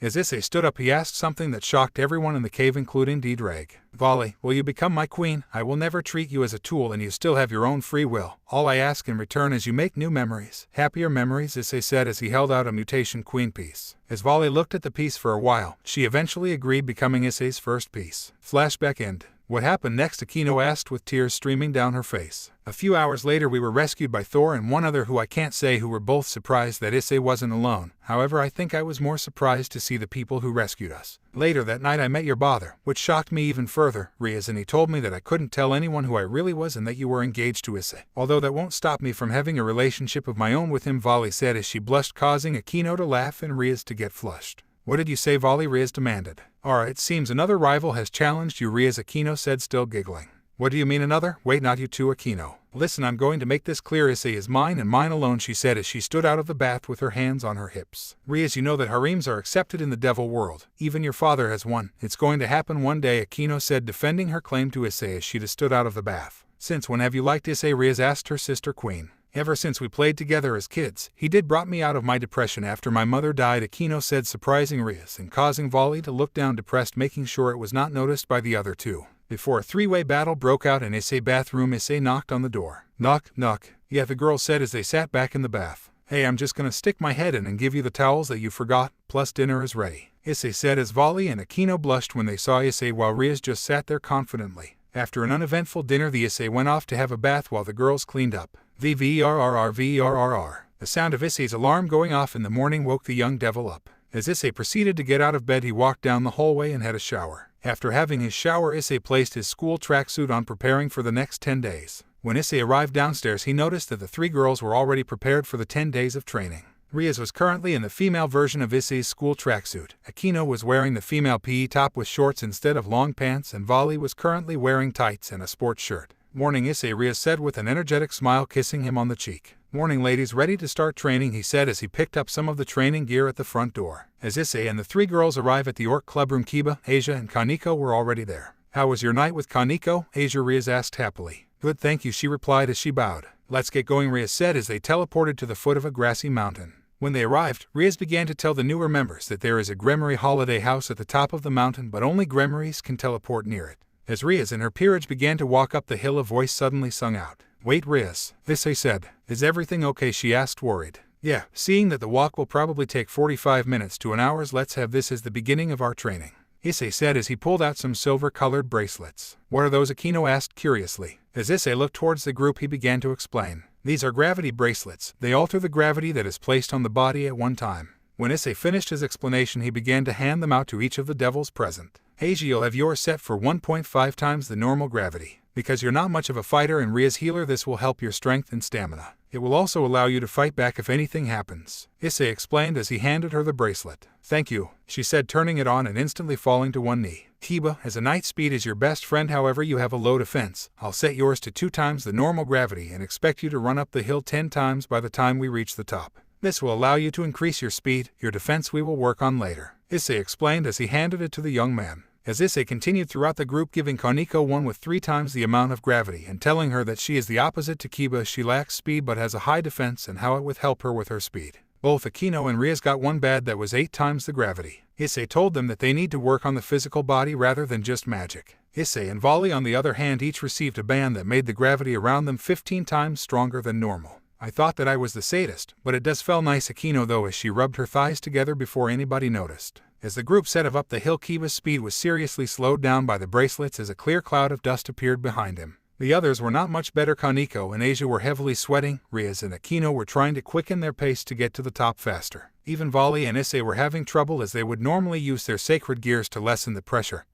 But due to Issei not having his gear at the moment and Volley not using hers even, they were struggling. When the group arrived at the top of the mountain, they all collapsed and released their bands. While the group rested there of about 5 minutes, the time came when they entered the villa. Rias was quite surprised to see an unexpected guest waiting to greet them. "Mother, what are you doing here?" Rias said, shocked. "Well dear, your father and I aren't very happy with the terms of this arrangement, and when Issei contacted you about this little training session, I thought it would be good for me to come help out," Lady Gremory replied, scaring her daughter as she knew how strong she was. As the group entered the meeting room, Issei quickly moved and stood in front of a whiteboard while the others sat at the table. "The way this training camp is going to run is in a 10-day system. This system will work in the following way. Everyone will have 8 days of training trying to improve their weaknesses and strengths. Then on the 9th day we will have a mock rating game, and the 10th will be a rest," Issei said as he drew up the training regime. "So who does what?" Rias asked curiously. "Rias, you'll be training with your mother, working on your power of destruction, learning to compress and attack with a higher level of control. Akino, you'll also be with Lady Gremory, working on elemental magic rather than thunder." Before Issei could speak again, Lady Gremory spoke. "Issei, how many times do I have to tell you to call me mother or Venelana?" she said, causing both Issei and Rias to blush,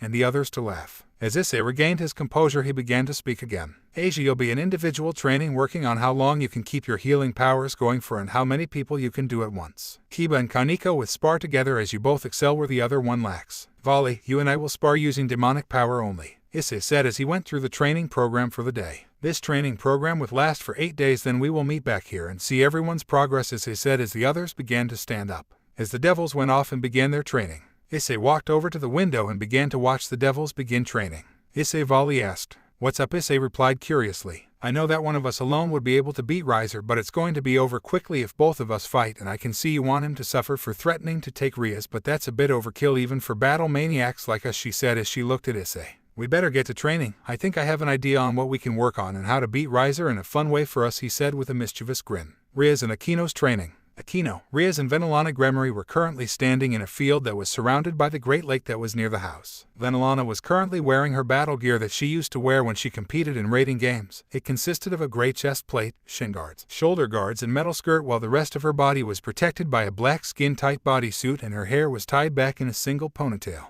Both Akino and Rias were now in the girls' Kyo Academy tracksuit. "Rias, Akino, I want you to come at me with everything you got," Venelana said as she began to power up. As Rias and Akino both felt a shiver run down their spines, Venelana fired a warning shot at the girls. "You're going to have to move if you wish to stand a chance," Venelana said as she continued to attack them. Because of the constant attacks, both girls were forced to enter the sky to avoid Venelana's attacks. "Akino, attack my mother from above while I go from the bottom," Rias said as she began to attack her mother. As Rias and Akino began to attack together, their combined attack caused Venelana to move out of the way. Jumping into the sky, both Rias and Akino were surprised by her speed. "Very good, ladies, however that is not going to do much." "Rias, your attacks are sloppy," Venelana said, vanishing then reappearing as she drove a fist into Rias' abdomen, causing her to fly into the nearby water. "Akino, you're overthinking your attacks," Venelana said as she disappeared and punched Akino in the back, causing her to plummet into the ground. When Rias and Akino began to stand back up, they noticed that Venelana hadn't even broke a sweat. "How are you this strong? No wonder why no one could compete with you growing up," Akino said as she looked towards Venelana. "There was one person that could compete with me," Venelana said, shocking the girls. Rias said, shocked, thinking that there could be anybody that could compete with her mother. Issei's mother. "But that conversation for another time," Venelana said as she shot another shot towards the girls. The constant shots caused frustration to run through Rias and Akino. It also gave them further encouragement to continue fighting Venelana with all they had. This continued on for about 10 minutes. Punches, kicks, and magical attacks destroyed the area that they were fighting in. Unfortunately, while Rias and Akino were trying to catch their breath, Venelana fired a magical attack using her power of destruction, hitting both girls, causing both Rias and Akino to be knocked unconscious. As Venelana stood there looking at her daughter and her best friend, she could help but feel proud of both girls. They put everything they had in to fight her. When they wake up I'll begin magic training, she thought to herself. Kiba and Kaniko's training. When Kiba and Kaniko arrived at their chosen battlefield they were more than pleased at the rugged terrain. The battleground for the two was in the mountains just north of the house. It was a perfect battleground for both combatants as it consisted of trees that surround a small circular clearing. The small clearing consisted of large rocks and holes. Kiba could use his speed get away from Kaniko, however due to its small area, he would be forced to go on the defensive. Kaniko would enjoy the small space as she would be able to fight in her favorite style, however she would have to increase her speed to hit him. Issei picked the perfect spot for use. Would you agree, Kaniko? Kiba said as looked towards Kaniko. Yes, she replied in her normal monotone voice. As the fight began between the two, Kiba used sword birth to create a sword about 1 meter long that was covered in flames. Kiba ran to attack first and began to use his rapid speed, creating the illusion that appeared behind him in a couple of blurry images. Bouncing off trees and rocks, he began to try and look for a weakness in Kaniko's defense. While Kiba was jumping around, Kaniko was forced to increase her speed to the uppermost portion of her ability to keep up with the slowed knight. As Kiba began to charge at Kaniko at full speed, he began to stab and thrust his sword at her. As Kaniko began to tire, Kiba took the opportunity to slash Kaniko's legs to cause her collapse onto one knee. Kiba stood above Kaniko thinking he had the victory, lifting his sword up to finish the injured rook. However, much to Kiba's surprise, Kaniko drove her fists right above his knees. Kiba was thrown back into the nearby rock, destroying it on impact, knocking him out.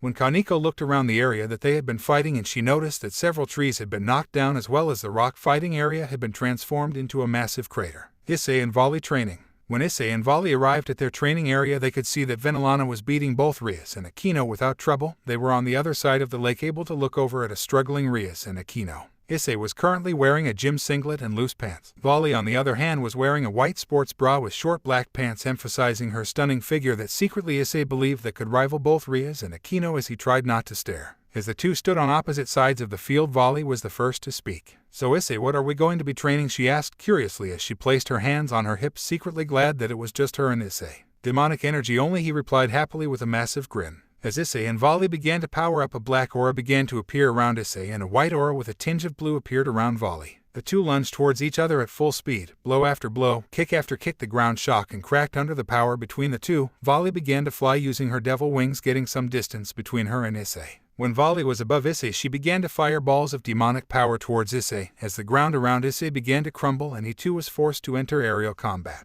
Strikes of black and blue-white enveloped the sky, causing the other devils scattered across the grounds to look in wonder. For about an hour this continued until both combatants had used up all the magical power. After Volley and Issei had finished, the lake that they were fighting next to was twice the size and had a small island in the middle. 8 days later, after 8 days of painstaking training, Issei and Volley began to prepare for their mock raiding game against Rias. As the two peerages appeared on the lawn outside the house, the looks of determination and accomplishment was over everyone's faces. Okay, for today's spar, it's a team versus team challenge. The battle will end when one king either surrenders or is defeated, Venilana said, creating a barrier beginning the battle. I hope you have improved, Issei said as he looked at Rias. I was going to say the same thing, Rias retorted happily. Volley, you know the formation and strategy for the battle, Issei said as he looked towards his queen. As Volley took to the skies, Aquino and Rias quickly followed. As the three began to battle, Issei began to look towards Kaniko and Kiba. Let's begin, Issei said as he lunged forward. Using his speed, Kiba quickly evaded Issei. Kaniko chose to take the attack full on and using her rook defense survived the attack with only minor tears in her clothes and began forced only a few feet back.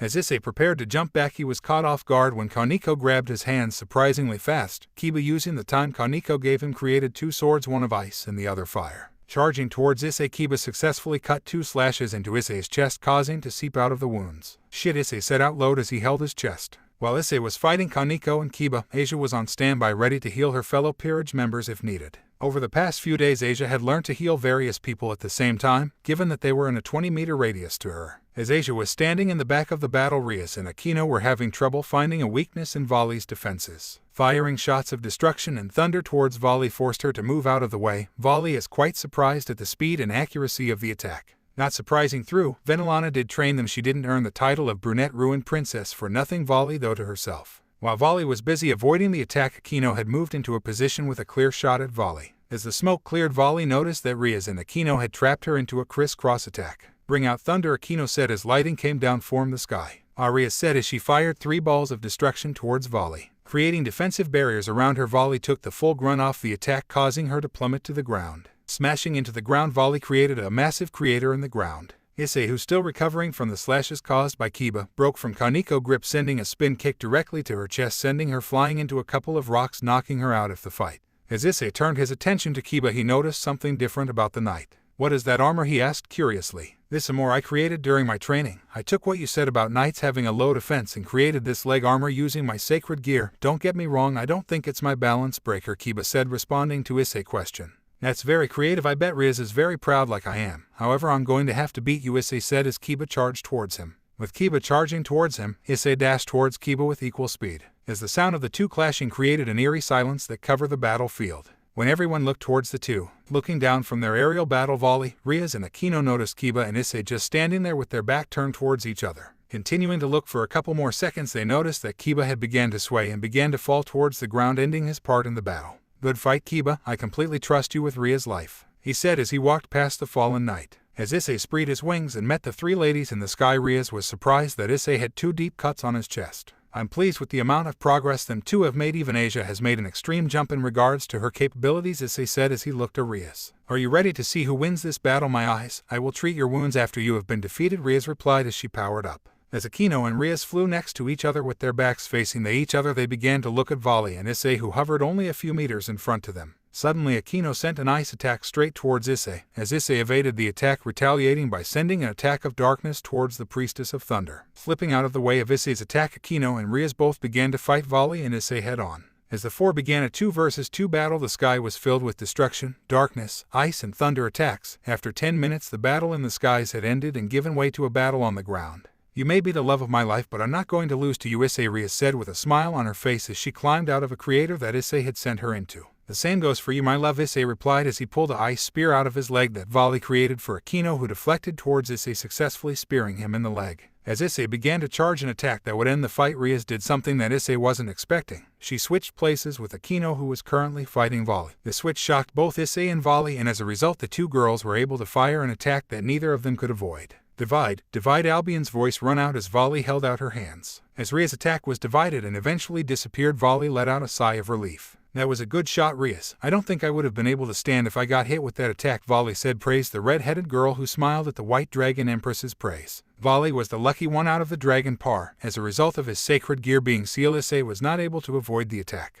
"Argh, Issei groaned in pain. Issei, "Kun, them sounds you're making are turning me on," Akino said as she rubbed her thighs together while biting her bottom lip. "Riaz, by any chance is Akino a sadist?" Volley asked nervously, looking towards the raven-haired queen. "Yeah, Akino is the biggest S&M fan I know. However, I know that she is both a sadist and masochist. I secretly call her the ultimate sadist when it's just us two, but she only gets this way around," Issei, Riaz replied with her hands over her eyes, not wanting to look at her queen have fun with her fiancé. While Akino was drowning in pleasure watching Issei in pain, she failed to notice the snake of darkness that slithered around her legs. Bang! The large explosion caught Riaz off guard, knocking both her and Akino onto the ground. "That's it, the fight is over," Venilana said. "What, mother, you can't be serious," Riaz said, outraged. "I am. Issei won this battle, but I trust you will beat him sooner than you think," Venilana replied as she looked at her daughter, who gave her a foul look. With the fight now over, the devils re-entered the house. As the girls all went and had a bath, Issei and Kiba stood there looking out to the world around them. "Kiba," Issei said. "Yes," he replied. "I want you to promise me if anything goes wrong in my fight with Rizer, I want you to escape with Riaz and never look back. I'll be okay, but I know Riaz won't leave me there if she had the chance to save me," Issei said as he looked at Kiba. "Okay, but why?" he replied.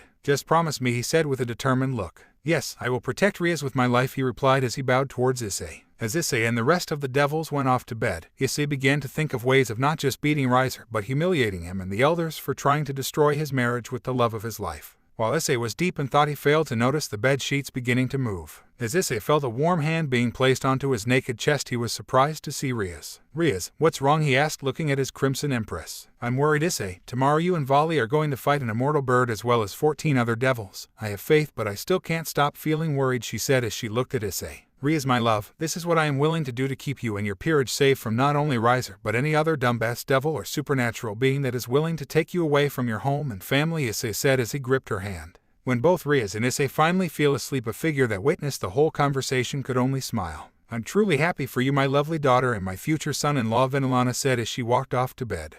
As the sun swung through the curtains of the Gremory master bedroom, embracing everything in its path into its warmth, the light gradually made its way to the bed, causing its two occupants to stir. When Riaz opened her eyes, she was happy to see the love of her life still asleep, continuing to pull her into his loving embrace. Looking at her future husband, Riaz could help but nervously smile. Would she stay with Issei, or would she just become some sex slave for Rizer? She thought to herself as water began to swell in her eyes. You shouldn't worry, Riaz, there is nothing to worry about, a sudden voice said, scarring the young lady slightly. As Riaz looked up, she noticed that Issei was now awake and looking at her. Hugging her naked form closer to his body, she began to nestle her head into the gap between his head and shoulders. I know, but I'm still worried about you. You are fighting a phoenix, she replied, sinking deeper into his embrace. While Riaz continued to talk, Issei began to move his hands out of Riaz's embrace and down onto her perfectly developed backside. And where do you think you're going, mister? She replied in a fake pissed off tone as she looked into his eyes. It's all right, Riaz. Volley and I have a plan to beat this asshole and shove it to the pricks we call elders, Issei replied, causing Riaz to relax and accept the groping as she wrapped her hands around his neck. Knock, knock. The sound at the door caused the two teenagers to remove their eyes from each other and to look towards the door, waiting for it to open.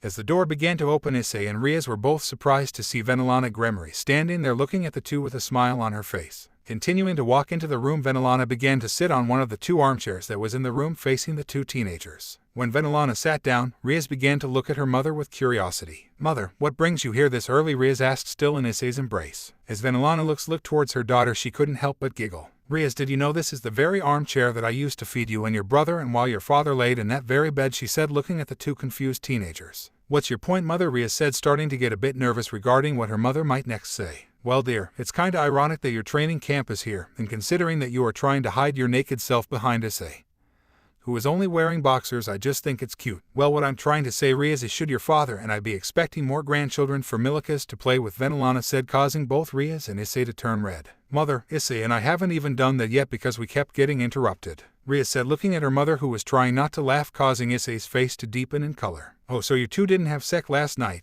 Venelana said, causing Issei to speak up. No, we didn't. Both Riaz and I were tried and fell straight asleep, Issei said, still nervously blushing. Anyway, the reason that I came up here was to tell you that breakfast is ready, Venelana said as she got out of the seat and left through the door. Well, that was embarrassing, Riaz said as she looked towards Issei. Well, it was better than her walking in and seeing her daughter having sex with her future husband this early in the morning, Issei replied, causing the two to laugh before Issei kissed her on the lips. As the two began to get out of bed, Riaz proceeded to give Issei another kiss on the lips. Walking over to her closet, Riaz pulled out a pair of matching pink lace underwear and one of Issei's red t-shirts. When Riaz finishes putting her and Issei's shirt on, she turned around to see how ready Issei was. As she looked towards him, she realized that he was ready, wearing a blue tank top and swimming trunks that perfectly defined his developed arms and chest, causing her to blush. When Riaz and Issei arrived at the breakfast table, Riaz was shocked to see her mother cooking in the kitchen. When Venelana turned around, she was pleased to see Riaz and Issei had arrived for breakfast. As the group of young devils were joined by the rest of Issei's and Riaz's peerages, they all began to eat. Lad, Issei began but was cut off by Venelana.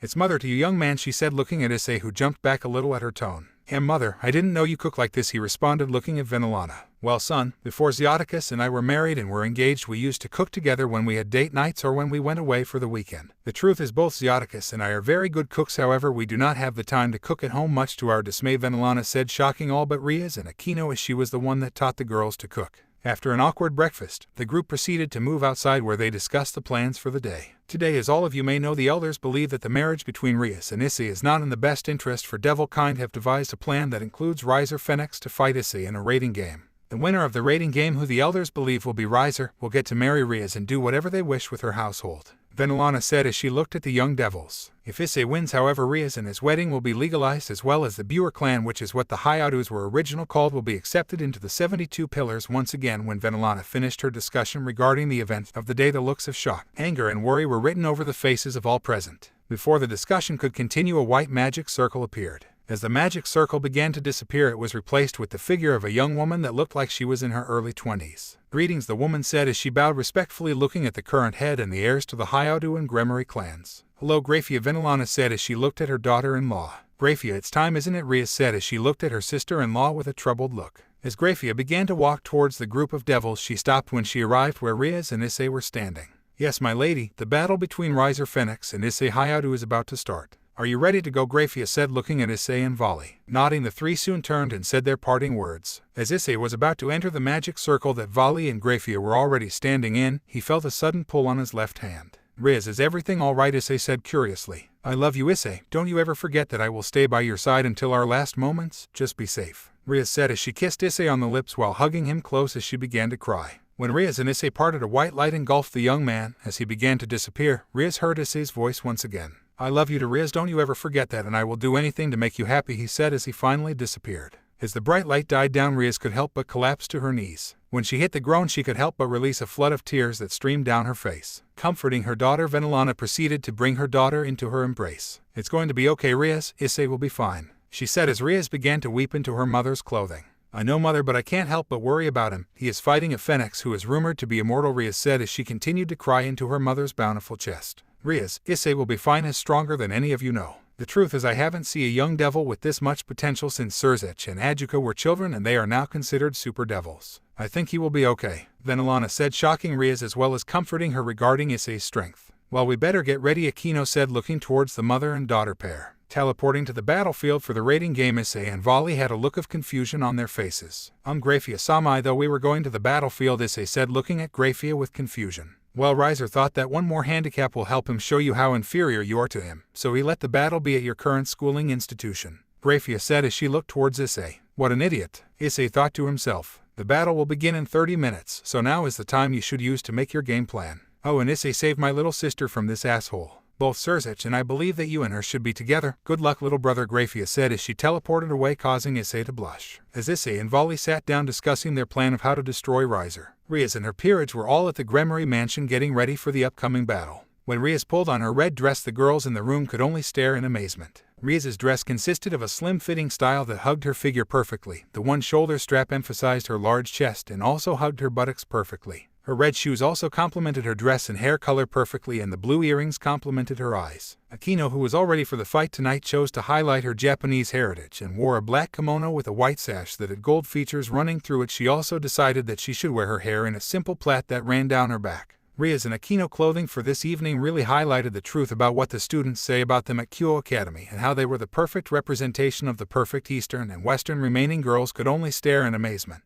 Asia, who stood there very nervously, was wearing a yellow dress that showed very little skin. "It's okay, Asia, there's nothing to be worried about," Kaneko said as she walked up to the former nun. Kaneko was wearing a small pink dress that only reached above her knees, with 2 cat hair clips in her hair. As the group was about to teleport to the corporate box to view the raiding game, Kiba walked in wearing a simple black suit with a white dress shirt complemented by a black bow tie. When they teleported into the corporate box, they noticed 4 figures already present in the room. "Greetings everyone," Goro said as he noticed Riaz and her peerage. "Hello, future father-in-law," Riaz replied cutely, causing the adults in the room to laugh. As Riaz and her peerage began to sit on the lounge with Goro, Zioticus, and Venelana, who were sitting on the lounge across from them. When the devils were all comfortable, Surzech stood up from the throne his was sitting in and walked over to the group. "Riaz, there's no need to worry about Eyes Kun. He is doing this not only to save his house and bring them back from extinction, but also to protect you," he said, reassuring his little sister as he placed his hand on her head. With the game about to start, small screens began to fill the window in front of them. The major screen in the middle was a live feed of the game. The smaller screens around it were of the spectators to this private game. One screen in particular caused Riaz to boil. On this screen, a group of 7 individuals were seen siding around a rectangle table. The smug looks and looks of disappointment were seen by all who was watching the game. These individuals had caused many problems for the underworld, and many devils believed that the elders were unneeded anymore, and many favored the 4 great Satans to rule over them. One man in particular almost caused Riaz to burst. This man was known as Zekrem Baal. He was the first head of the Baal clan, and was one of the few remaining devils that fought in the Great War, and was one of the original Lucifer's generals. Because of this, him and his clan held the rank of Great King, placing them at the top of the 72 pillar families, and everyone knew he controlled the elders with his political power. This was not the reason that Riaz was furious at the man. The man was one of Riaz's ancestors from her mother's side. His dislike of the current Gremory children was well known, and it was mostly because of their expert skill using the power of destruction, and how they had more ability using it more efficiently than the current Baal heir and his sibling, and this marriage between Phoenix and Gremory was just a plan to indirectly control the Gremory clan. As Riaz's attention was pulled away from the elders and to the main screen, as Grafia's voice began to ring out, all attention was brought to the fight. "Hello, ladies and gentlemen. I am pleased to be the judge for this unofficial raiding game between Riser Phoenix, 3rd son of the Phoenix family, and Issei Hayaudu, heir to the Buer clan." Grafia's voice rung throughout the screen. Before Grafia could continue, a magic communication circle opened in the room where Riaz was currently sitting. Lord Gremory, the husky voice rang through the room. Great King Zioticus replied, shocked. "To think that the great Gremory clan would sink so low to allow their only daughter to marry this Buer trash. To think that you would give your blessing for your and my line to be tainted by trash must bring great shame upon your family." The Great King spoke. Before anyone could respond, Surzech spoke up. "Great King, I would watch your tongue if I were you. You wouldn't want to anger the most powerful devil to ever exist by offending his family," Surzech said, referring to himself. Without a response, the magical circle disappeared, ending communication. "I'm sorry for that, Goro," Lord Gremory spoke, looking at his best friend. It's fine, I've been getting it my whole life, but you would know seeing that we're played together as children, Lord Hyadu replied. As attention returned to the rating game, Graphia continued. My name is Graphia Lucifuge. I am the queen of our king Sirzich Lucifer and one of his most trusted allies. This rating game will be a peerage versus peerage fight. The game will start in 5 minutes. Be careful, Issei reassured through as she sat there worried about her future husband.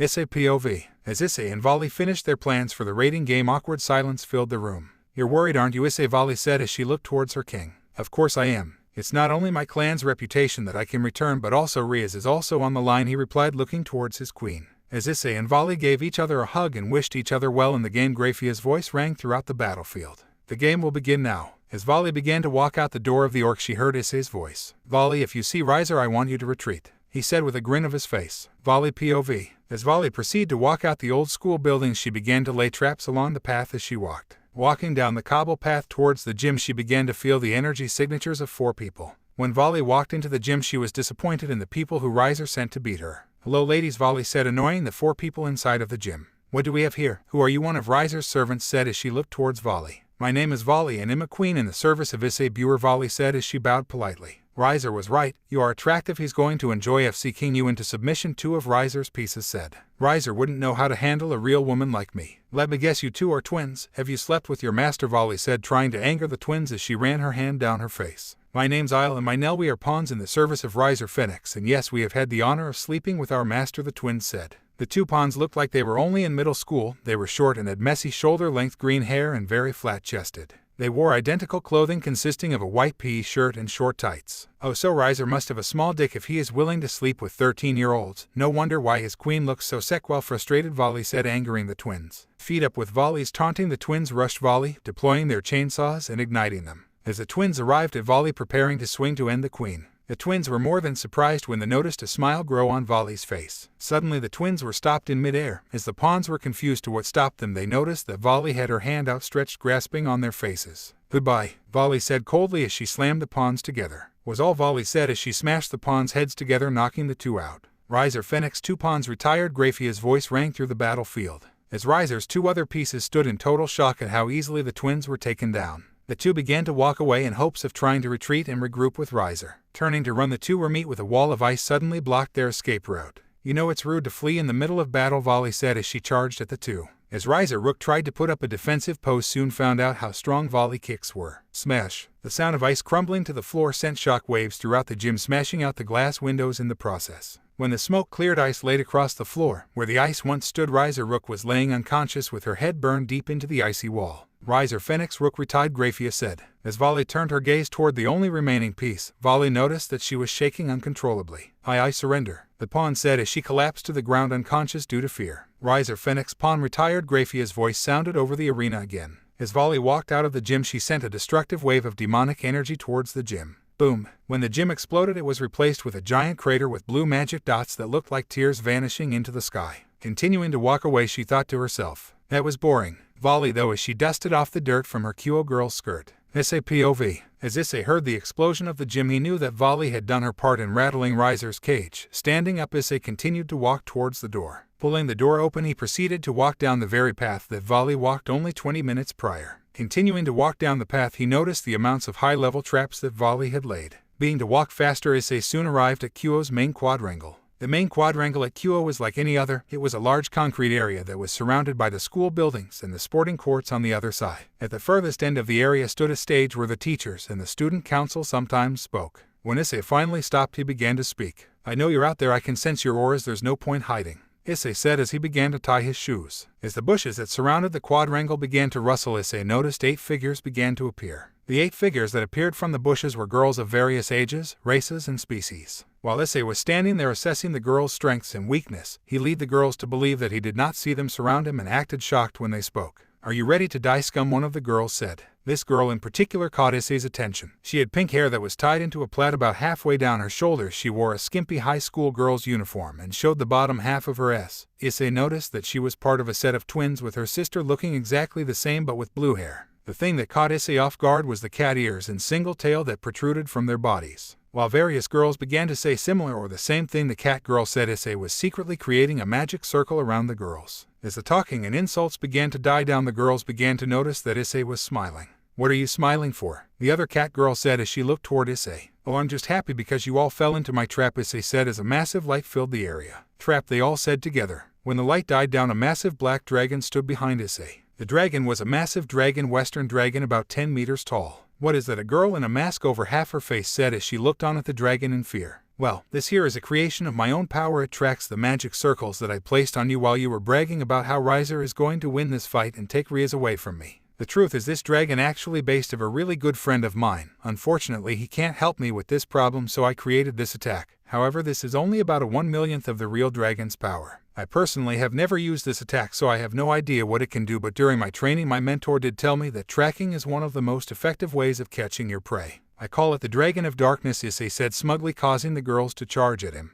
Charging at him, all the girls had their chosen weapon drawn. The cat twins and 2 other pawns had their fists ready to punch Issei. The 2 knights had their respective swords drawn, and the girl with the mask and 1 other had their legs ready to roundhouse Issei. As they got closer and closer to Issei, Rias and the other orc members began to get nervous at how close they were getting to Issei, who still wasn't moving. Suddenly, the 2 knights and Riser's remaining rook were smashed across the quadrangle by the dragon's massive tail, creating massive craters where they and the dragon's tail landed. Seeing their opportunity to attack the dragon from behind, the twins' cats attempted to punch the dragon. As the girls neared the great beast, they were suddenly stopped when the dragon quickly turned around and breathed an attack of darkness, incinerating the girls immediately. 2 of Riser Phoenix's pawns retired. Graphia's voice rang out. As soon as the dragon had finished with the twins, he grabbed the 2 knights and smashed them together before throwing them over the school building, rendering them both unable to fight. Riser Phoenix 2 knights retried, Graphia said once again. Realizing that the dragon was too strong for them to beat, the remaining of Riser's pieces charged at Issei. Suddenly, the 2 maid pawns and the exotic dancer pawn were caught in a sheet of ice. You took your time, Issei said, joking, looking at the one who sent the attack. Hey, at least I showed up, Volley said, sending a smart-ass comment back, causing Issei to stick his tongue out in response, causing Volley to laugh. Do you want to finish them or do you want me to? Issei said, looking at Volley. Nar, I'll do it, Volley said as she sent an attack of water, destroying the ice wall that the girls were encased in, knocking them out. Riser Phoenix 3 pawns retired.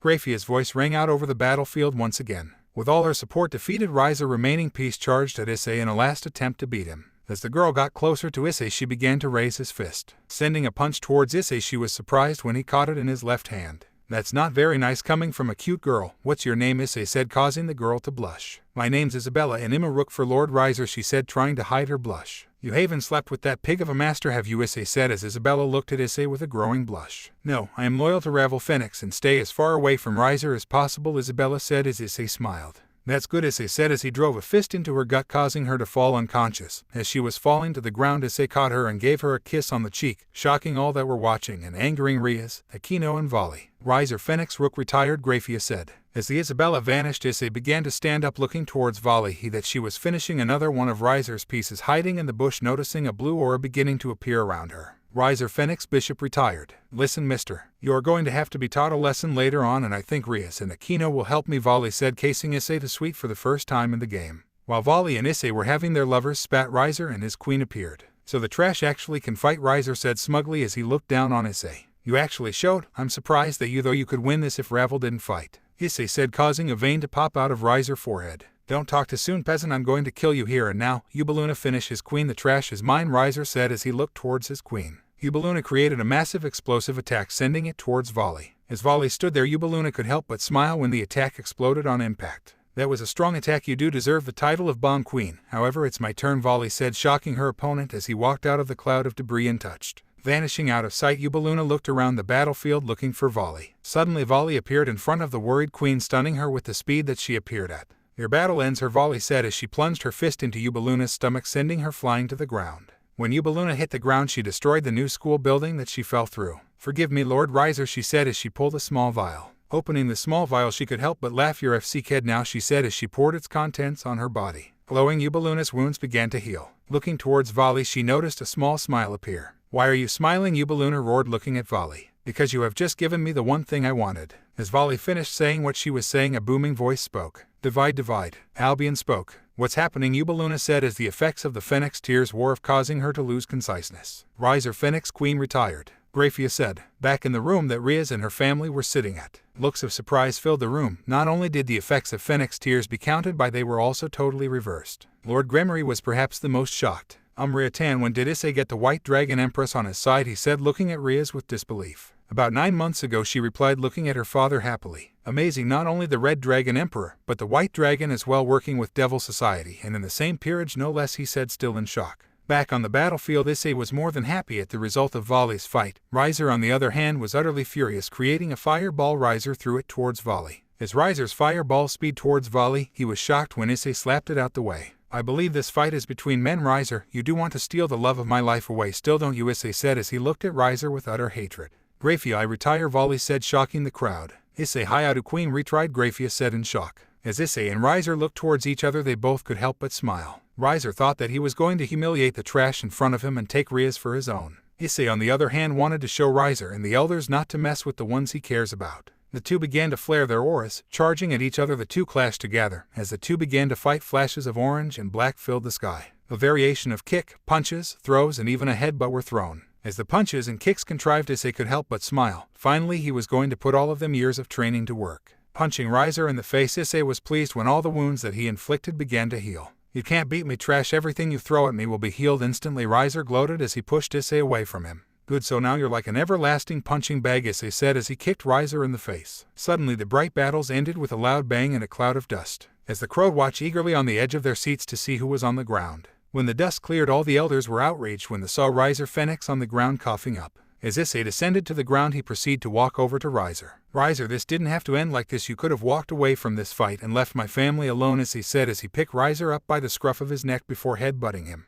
Why would I do that when I'm going to win? Riser said with a smirk, causing Issei to look on in curiosity. CURMMM. The odd sound caused an awkward silence to echo throughout the crowd. Cough, cough. When Rias and her family looked down at Issei, they were horrified. Running through Issei's stomach was a light sword. The bright blue blade caused all in the audience to wince. Looking at Issei's current state, tears began to stream down Rias's face. Issei, no. Jigoro, I thought Issei was immune to light, Rias asked as she began to sob. Rias, Issei does have a tolerance to light. However, it does still affect him like any other devil lord, Hayatu said, just as horrified as Rias. Back on the battlefield, Issei was fading in and out of consciousness when Riser grabbed him on the shoulder. How did you get that? Issei asked as he looked towards Riser. I went to that abandoned church you and Rias destroyed a couple of weeks ago and retrieved this. Trash like you deserves to be killed, Riser said as he punched Issei in the face, sending him flying to one of the few remaining buildings. Smash! The sound of Issei hitting that building almost broke Ria's heart. The love of her life was losing to a cheat and a pig. You are trash. Don't worry, Rias will be in good hands with me, or should I say on a good dick, Riser said as he continued to walk towards Issei. I can't wait to FCK her senseless. Wait, I know I'll FCK her in front of you as she screams your name,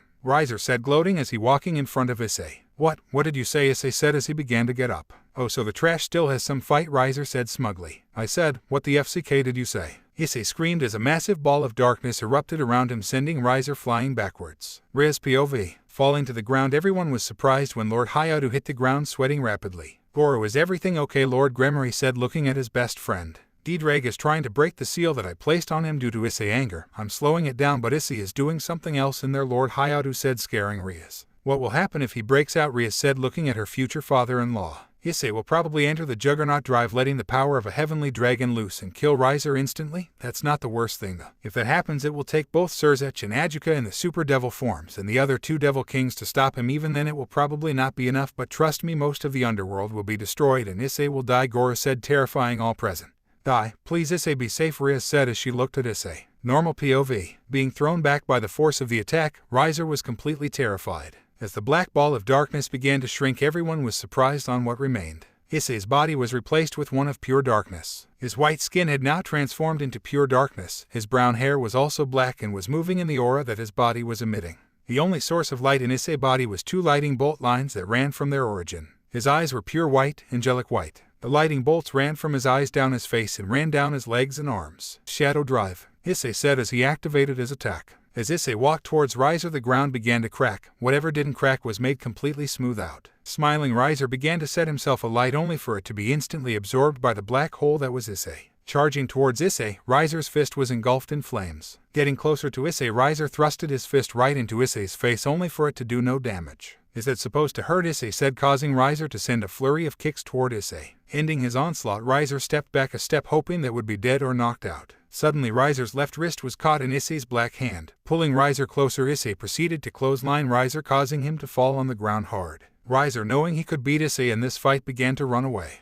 Issei, seeing that Riser was trying to run away, caused him to laugh. Vanishing at godlike speeds, Issei quickly reappeared in front of Riser. Smashing his fist into Riser's face caused all in the crowd to squirm when the bone-crushing hit smashed into his face. Riser, being completely frozen in fear, caused him to be left open to Issei's attacks and allowed Issei to pump punch after punch, kick after kick into Riser. Falling to the ground, Riser was left to Issei's mercy. Please, you're a monster, please don't kill me, I surrender, Riser pleaded. Surrender? You would not have given me the option to surrender, Issei said with a deep demonic voice. As Issei prepared to finish Riser off, he suddenly vanished. Riser Phoenix's surrender accepted. Winner Issei Hayao. Graphia's voice sounded for the final time. In the spectators' box, everyone was either shocked, scared, or amazed. The elders were furious that their plans were destroyed and their feed was cut immediately, all except one. Vanishing into a magic circle, Ria soon appeared next to Issei. Issei, she said, crying tears of joy as she grabbed her exhausted fiancé. Issei, that was the last thing he remembered before his passed out. As Rias began to shake him, trying to wake him up, a calming hand was placed on his shoulder. It's okay, Ratan. Issei is okay, has just used all of his energy, Surzich said as he looked at his sister and future brother-in-law with pride. 3 days later, waking up, Issei shielded his eyes from the bright light that was above him. As his eyes began to adjust to light, he noticed that he was laying in a hospital bed somewhere in the underworld. Trying to sit up, Issei was pleased to see his crimson-haired princess laying under the sheets in the bed he was laying in. Laying back down, Issei must have woke Rias by accident. It's okay, my princess, no one will ever take you away from the ones you care about again, and if they try to, they will pay, Issei said, hugging Rias close to him. I know, Rias said, scaring the shit out of Issei. Rias, how long have you been awake for? Issei asked, still scared on how Rias had just woken up. Long enough to hear all them good things you said about me and how you will protect me, Rias said as she gave Issei a massive kiss on the lips, causing him to close his eyes. As Issei began to sink into the kiss, the doors of the hospital room swung open. Running into the room, Akino and Vali quickly jumped onto the bed, squishing Rias and Issei in the process. Issei, the two girls said as they hugged him tightly. Hugging the two girls back in appreciation, the two girls began to feel a shiver run down their spines. You two get off my Issei, Rias said as she flared her crimson aura, scaring the two girls and Issei. While this is lively, wouldn't you agree? A voice suddenly spoke. Oni Isama, Rias said as she recognized the voice. Turning towards the door, Issei noticed 3 figures standing there. Surzich, Lucifer, Lord Gremory, and his father. As the 3 men walked in, they all began to chuckle as they noticed how protective Rias had become of Issei. Congratulations on your victory, Issei-kun, Surzich said as he looked at the young man hugging his sister. Thank you, he replied respectfully as he scratched the back of his head. Yes, it was a very good fight. You make me proud to call you my future son-in-law, Lord Gremory said as he looked at Issei. Your mother would be every bit as proud as I am at the moment, son, for protecting your family, Lord Hayao said as he hugged his son. Thank you, all of you, Issei said as he looked at the 3 men. As the devils began to talk about the fight and the outcomes of it, Surziches began to speak. Issei, as a result of your victory, you and Rias are free to get married to each other if that is still your wish, Surzich said as both Rias and Issei nodded in agreement.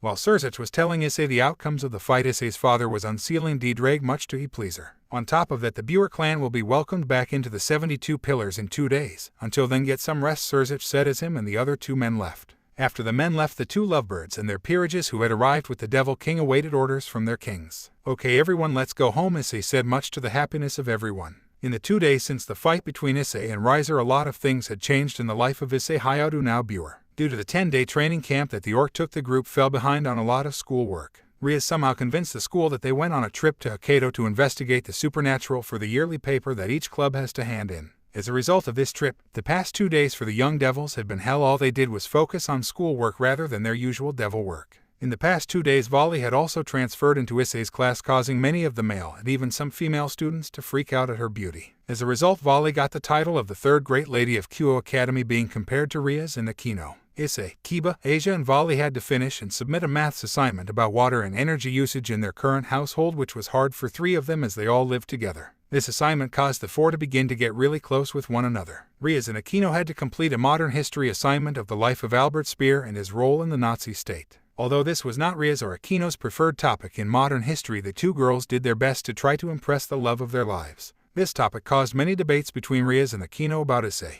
As a result of his bravery and strength he showed against Riser in order to protect her. Rias had become very protective of Issei around the other girls, mainly because she didn't want to see him hurt again like he was with the light sword, and secretly she wanted to protect herself if Issei did leave her. Kaneko, on the other hand, hadn't had anything to do as her exams and assignments had been completed before they had left on the training exercise. As a result, Kaneko had been left alone for the past few days. In this time she watched the others worry and struggle over their current problems. However, due to the young devils working together on some of their projects together, they finished them off and handed them in, quickly earning top marks. As Issei flopped down on his bed proud with the work he had just completed and his completely exhausting day of school, Issei thought he would get some sleep before the big ceremony. Drifting off to sleep, Issei's mind was filled with pleasant dreams. Dreams of his future with Rias. In his dream, Issei could see Rias slightly older than she was now. She wore a silk white sundress with small roses printed onto the fabric. Her crimson hair was protected by a massive straw sun hat and her feet were housed by brown sandals. Issei, Rias spoke. As Issei wandered over to his lovely bride who sitting on a grass hill, Issei soon noticed a small lump in the abdomen.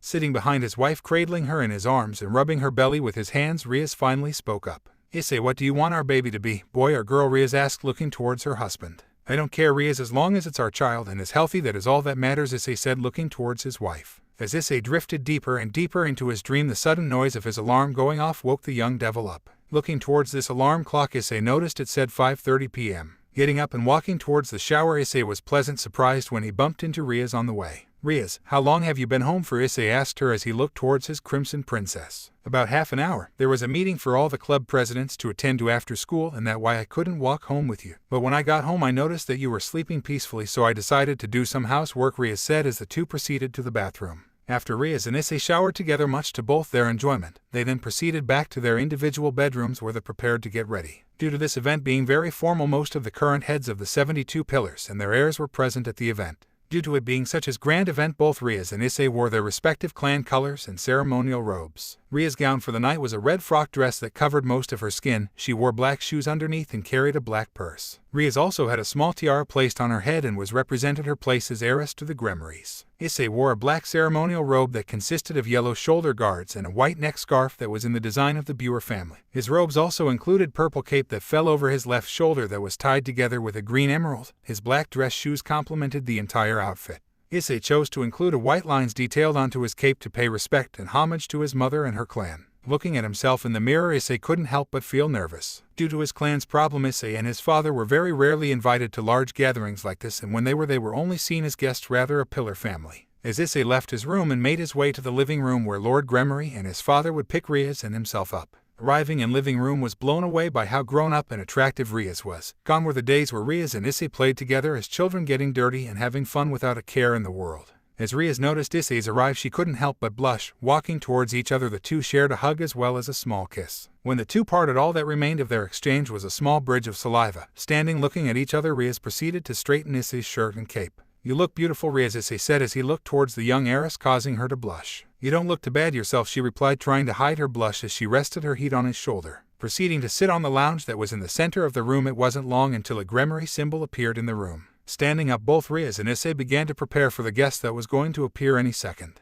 When the light died down, two figures appeared to greet the two heirs. Greetings, you two look fantastic tonight, Lord Hayatu said as he fully appeared. You're completely right, Goro, Lord Gremory replied, looking at the Hayatu head. Hello, father, the two replied in response to their father's comments. As Lord Hayatu began to walk closer to his son, Issei noticed that he was wearing very similar clothing to him. However, he did not possess the white lines that were on Issei's cape, and his cape was over both shoulders instead of just one. Looking over towards Lord Gremory, Issei noticed that he was wearing something very similar to what his own father was wearing, but in crimson, and his cape possessed a brown jewel. After discussing the event for this evening, the four devils entered a magic circle that transported them to a hall in the underworld capital of Lufiad. Walking into the ceremonial hall, Issei and his father were met with mixed reactions from the other devils' families. The Gremories and Citrus clans and the Bale Heir were the only people that seemed to be pleased with the outcome of the rating game. The other families were either unsure on how they should react or completely disgusted that they won the rating game. As the Gremories and the other pillar families took their seats, Issei and his father stood there waiting for the ceremony to start. The room soon filled with the mixture of red, green, blue, and purple that reflected of the walls.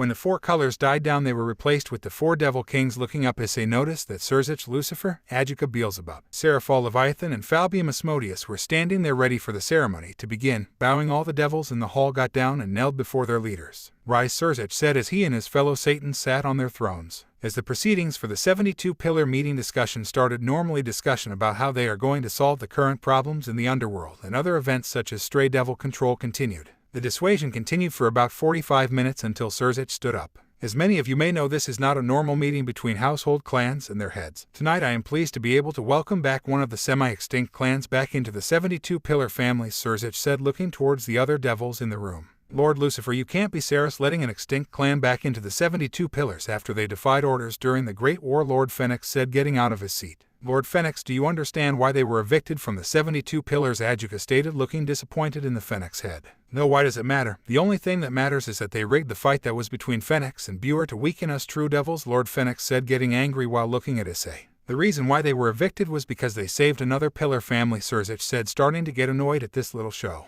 Well, it must have been a weak family if they need help from trash, Lord Phoenix said, trying to be smart. Considering that the family they saved was your own family, and that it was Riser that cheated in the rating game, not Issei, shows a great level of disrespect towards the clan that saved your own. Wouldn't you agree, Surzich said, looking towards Lord Phoenix as he sat down in defeat. Lord Hayadu and Heir Hayadu, would you please stand, Serafal said as she walked towards the front of the stage. As Issei and his father stood, they noticed the looks they were getting were to the same ones they received when they walked in. Continuing to walk toward the Devil Kings, they both suddenly felt a sense of belonging among the 72 pillar families. Stopping in front of the Devil Kings, Issei and his father waited for more instructions. Lord Hayadu Neil, Surzich said as Goro kneed before his king. Do you accept this mantle as one of the pillar families of hell? Do you agree to put your interests aside for the greater good of hell, and do you always promise to keep the peace between the different levels of Devil Society? Surzich said as he looked towards the Hayadu head. I do, Goro said without hesitation. Heir of the Hayadu clan, do you undertake all these responsibilities that your father has agreed to after he steps down as the head of his clan? Do you agree to represent Devil's Society as a young member of the 72 pillars and treat any marriage and rating game with respect? Surzich said, looking at his future brother-in-law.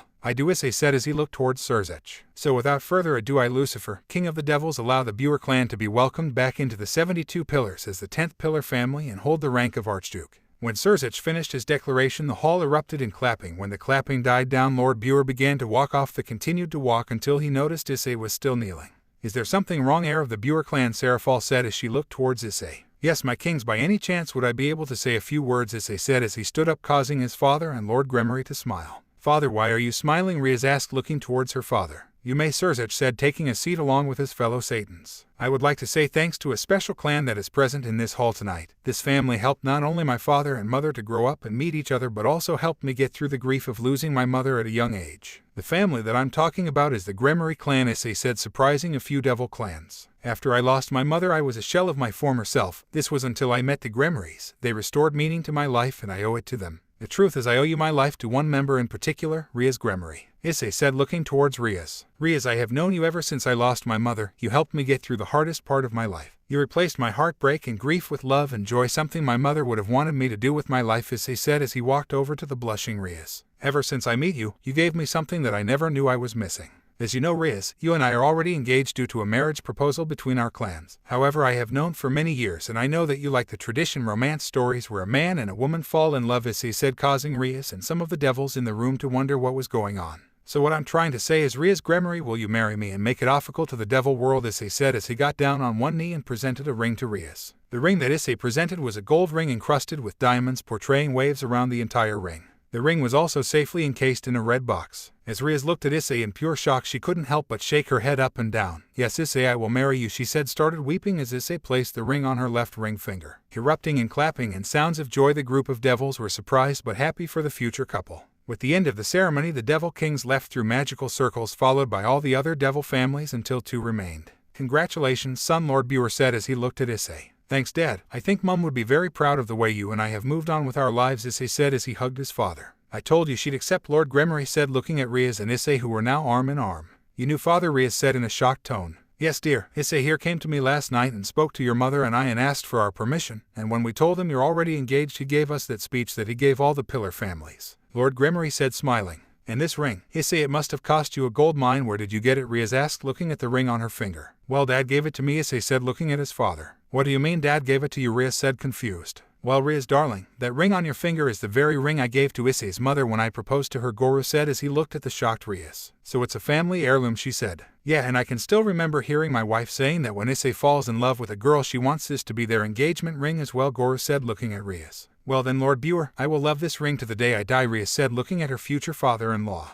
I hope you will, he replied. As the heads of the Gremory and Buer clans vanishing into a magic circle, Riaz turned around and gave Issei the biggest kiss the two have ever shared. breaking apart. The blushes on both their faces were easily to see. What was that for? Issei asked curiously. That's for being an heir to a clan of the 72 pillars, the man that I fell in love, and for someone who loves me, and not just for my body but also for all my little quirks, Ria said, looking at Issei. Let's go home, shall we? Ria said, smiling at Issei. Teleporting back to Issei's human house, Ria and Issei were still hand in hand. Beginning to walk towards the front door, Issei could help but feel happy about how his evening turned out. The amount of love that Issei had for Ria and the joy that he felt when he was able to give her the proposal she always wanted. On top of that, his father and their clan were seen as actual devils from a famous family, and that now nobody would try and take Ria's without a fight. As Issei reached for the door handle, he suddenly felt something was wrong. Ria's, get behind me, Issei said as he pulled Ria's behind his back as he created a magic circle. What's wrong, Issei? She said, looking at him with a worried face. Turning the doorknob of the front door, Issei activated his sacred gear just to be safe. I'm here when you need me, partner, Issei heard Didrag say. Thanks, Didrag, Issei said as he opened the door. Congratulations. As Issei and Riaz entered the front door, they noticed that all their friends were there ready to congratulate Issei for his recognition as an heir to a high-class family. What is this? Riaz asked in confusion.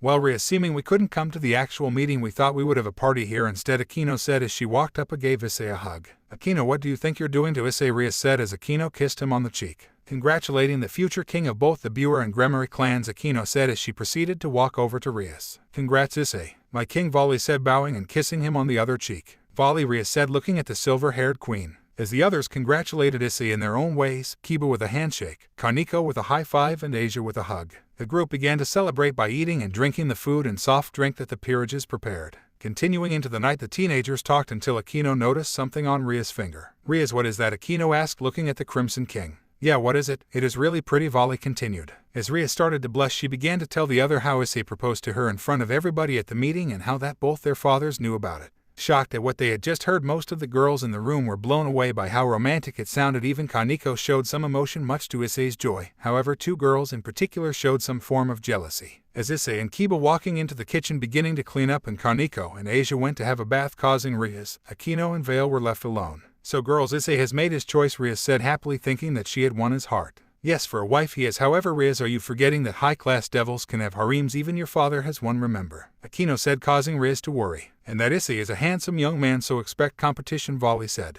Don't get us wrong, Riaz, both Vali and I are over the moon about his proposal, but remember what your mother said at training. You work the best when you have competition, Aquino said, casting Riaz to calm down and hug the girls. Okay girls, just let him make the choices, and you both have to open up about whatever is holding you back though, Riaz said as Issei walked in. Is everything okay? He said, looking at the girls. It couldn't be better, they all replied. As it was beginning to get late, Kiba and Kaneko left after she got out of the bath. As Riaz, Aquino and Vali went and had a bath, Issei went to the downstairs bathroom and had a shower there. When he got out of the shower, he noticed that the upstairs bathroom light had been turned off, as well as the girls' bedroom's lights. Proceeding to walk into his own room, he was surprised to see Riaz laying on his bed. Riaz, is everything okay? He asked, looking at her. Everything is perfect, she replied, walking over to him. I want you to make me your woman, Riaz whispered into his ear, causing him to pick her up and throw her on the bed. Lemon start. Walking towards the bed, Issei began to look at Riaz. Laying there on her back, the crimson hair that laid on her head cascaded down her back. Her inviting blue gave Issei a sense of trust and safety. Looking down to what Riaz was wearing, Issei noticed that the clothes that she was wearing for the ceremony were gone and replaced with a white nightgown. Are you ready, Riaz? Issei said as he looked at her. Yes, but be gentle, she replied as she pulled his shirt off, allowing her to look at his well-developed abs. Pulling Issei on top of her, Riaz began kissing Issei's neck, causing him to grab her butt. As the two continued kissing, Riaz soon let go off Issei's neck as she proceeded to take off her nightgown, revealing her bare ass. As Issei looked at them for a short while, Riaz began to speak up. Is everything okay? She asked curiously. Yes, you're just more beautiful than I could ever have imagined. Even though I've seen you naked so many times, you've never been this beautiful, Issei said, beginning to suck on Riaz's nipples. Oh, Issei, keep going, she said in between moans, wrapping her arms around his head. As Issei was playing with Riaz as she began to reach towards his belt buckle. Releasing his hold on Riaz, Issei allowed Riaz to undo his belt and removing his pants, just leaving him in his underwear. Grabbing Issei's underwear, Riaz pulled it down, revealing Issei's hardened member. You're huge, Riaz said, shocked, looking at Issei's cock that was easily 9 inches and a few inches wide. Thank you, Riaz, but it's really because of you, Issei said as Riaz began giving him a hand job. Are you ready to make me your woman? Riaz said as she began sucking his dick. While Riaz was sucking Issei's dick, she couldn't help but feel happy with herself. Finally, Issei and her were alone and finally going to become one. Continuing for 5 minutes, Riaz began to feel Issei tense up. Riaz, I'm gonna come, Issei said, trying to speak. Come in my mouth, Issei, Riaz said as she picked up the speed.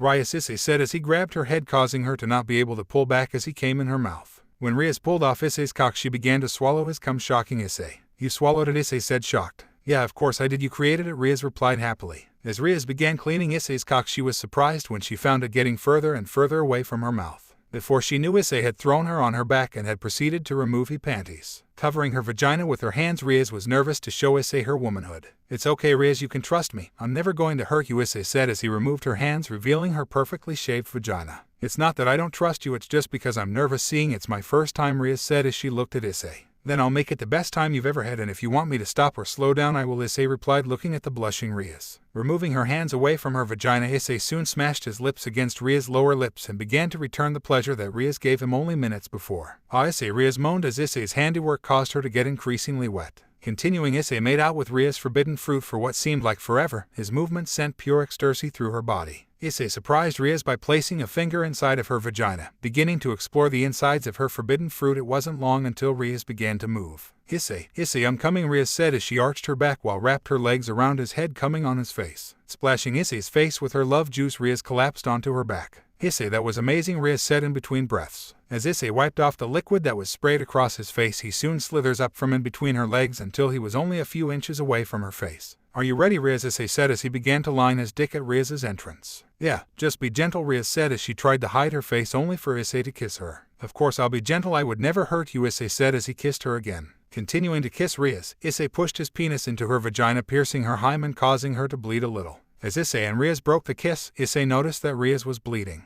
Riaz, are you okay? Did I hurt you? Issei said, beginning to panic. It's okay. This is a sign that I'm not a virgin anymore. Just wait till I give you a nod before you start moving, Riaz said as she placed her hand on his cheek, causing Issei to sink into it. While waiting, Issei was pleased at the brief pause. Due to how tight Riaz was, Issei was about to explode at any second. As Issei looked at Riaz and waited for a few seconds, allowing Riaz to adjust to the feeling of having Issei inside of her. Nodding, Issei began to thrust inside the woman he loves. As Riaz lay there, she began to notice that her pain was turning into pleasure, pulling Issei into another kiss. Riaz and Issei began to get more bold with their actions. Forcing her tongue into Issei's mouth, she began to expose all of his little nooks and crannies that his mouth had to offer. Breaking the kiss, Riaz and Issei began to pick up the pace. Thrusting into her pussy faster and faster caused both Riaz and Issei to feel pure ecstasy. Riaz, I'm gonna come. Where do you want it? Issei said as he began to thrust even faster. Inside. I want your children inside of me, Riaz said as she began to pant as she wrapped her legs around his waist. But won't you get pregnant? Even if we're devils, I'm still part dragon, remember, Issei said as he continued thrusting. I don't care, all I want is for us to become a proper family, Riaz said as she continued to tense as she felt her own orgasm coming. Riaz, I'm coming, Issei said as he came inside of Riaz, causing her to have her own orgasm, biting down on Issei's neck in the process. As Issei pulled out of Riaz, a trail of cum was left that began to drip out of her vagina. Looking up at Issei, Riaz quickly planted another kiss onto Issei's face before she got off top of him, straddling him in the cowgirl position. Someone's eager, Issei said as Riaz began lining herself up again to be impaled by Issei. It's because I've been waiting so long to do this with you, Riaz said as she slid down on Issei's cock. So have I, Issei said as he began to thrust into Riaz, causing her to moan. Bouncing on top of him, Riaz soon planted her hands onto Issei's hips, experiencing every inch of Issei's manhood. As Riaz continued to bounce, Issei sat up and began to suck on her hardened ass, causing her to moan. Continuing for another 10 minutes, Issei was once again at his limit. Babe, I'm going to burst, Issei said as he looked at Riaz. I know, so am I, let's do it together, Riaz said as she kissed Issei on the lips as they came together. As Issei came inside of Riaz for the second time tonight, Riaz soon laid next to Issei on his outreached right arm. Laying next to Riaz, the two began to think back on the experience they just had. That was amazing, Issei, Riaz said as she rolled over to lay on Issei's chest. You can say that again, Riaz, that was the best experience of my life. I'm happy to have been able to spend my first experience with you, Issei said as he kissed Riaz on the lips. Yeah, me too, Riaz replied.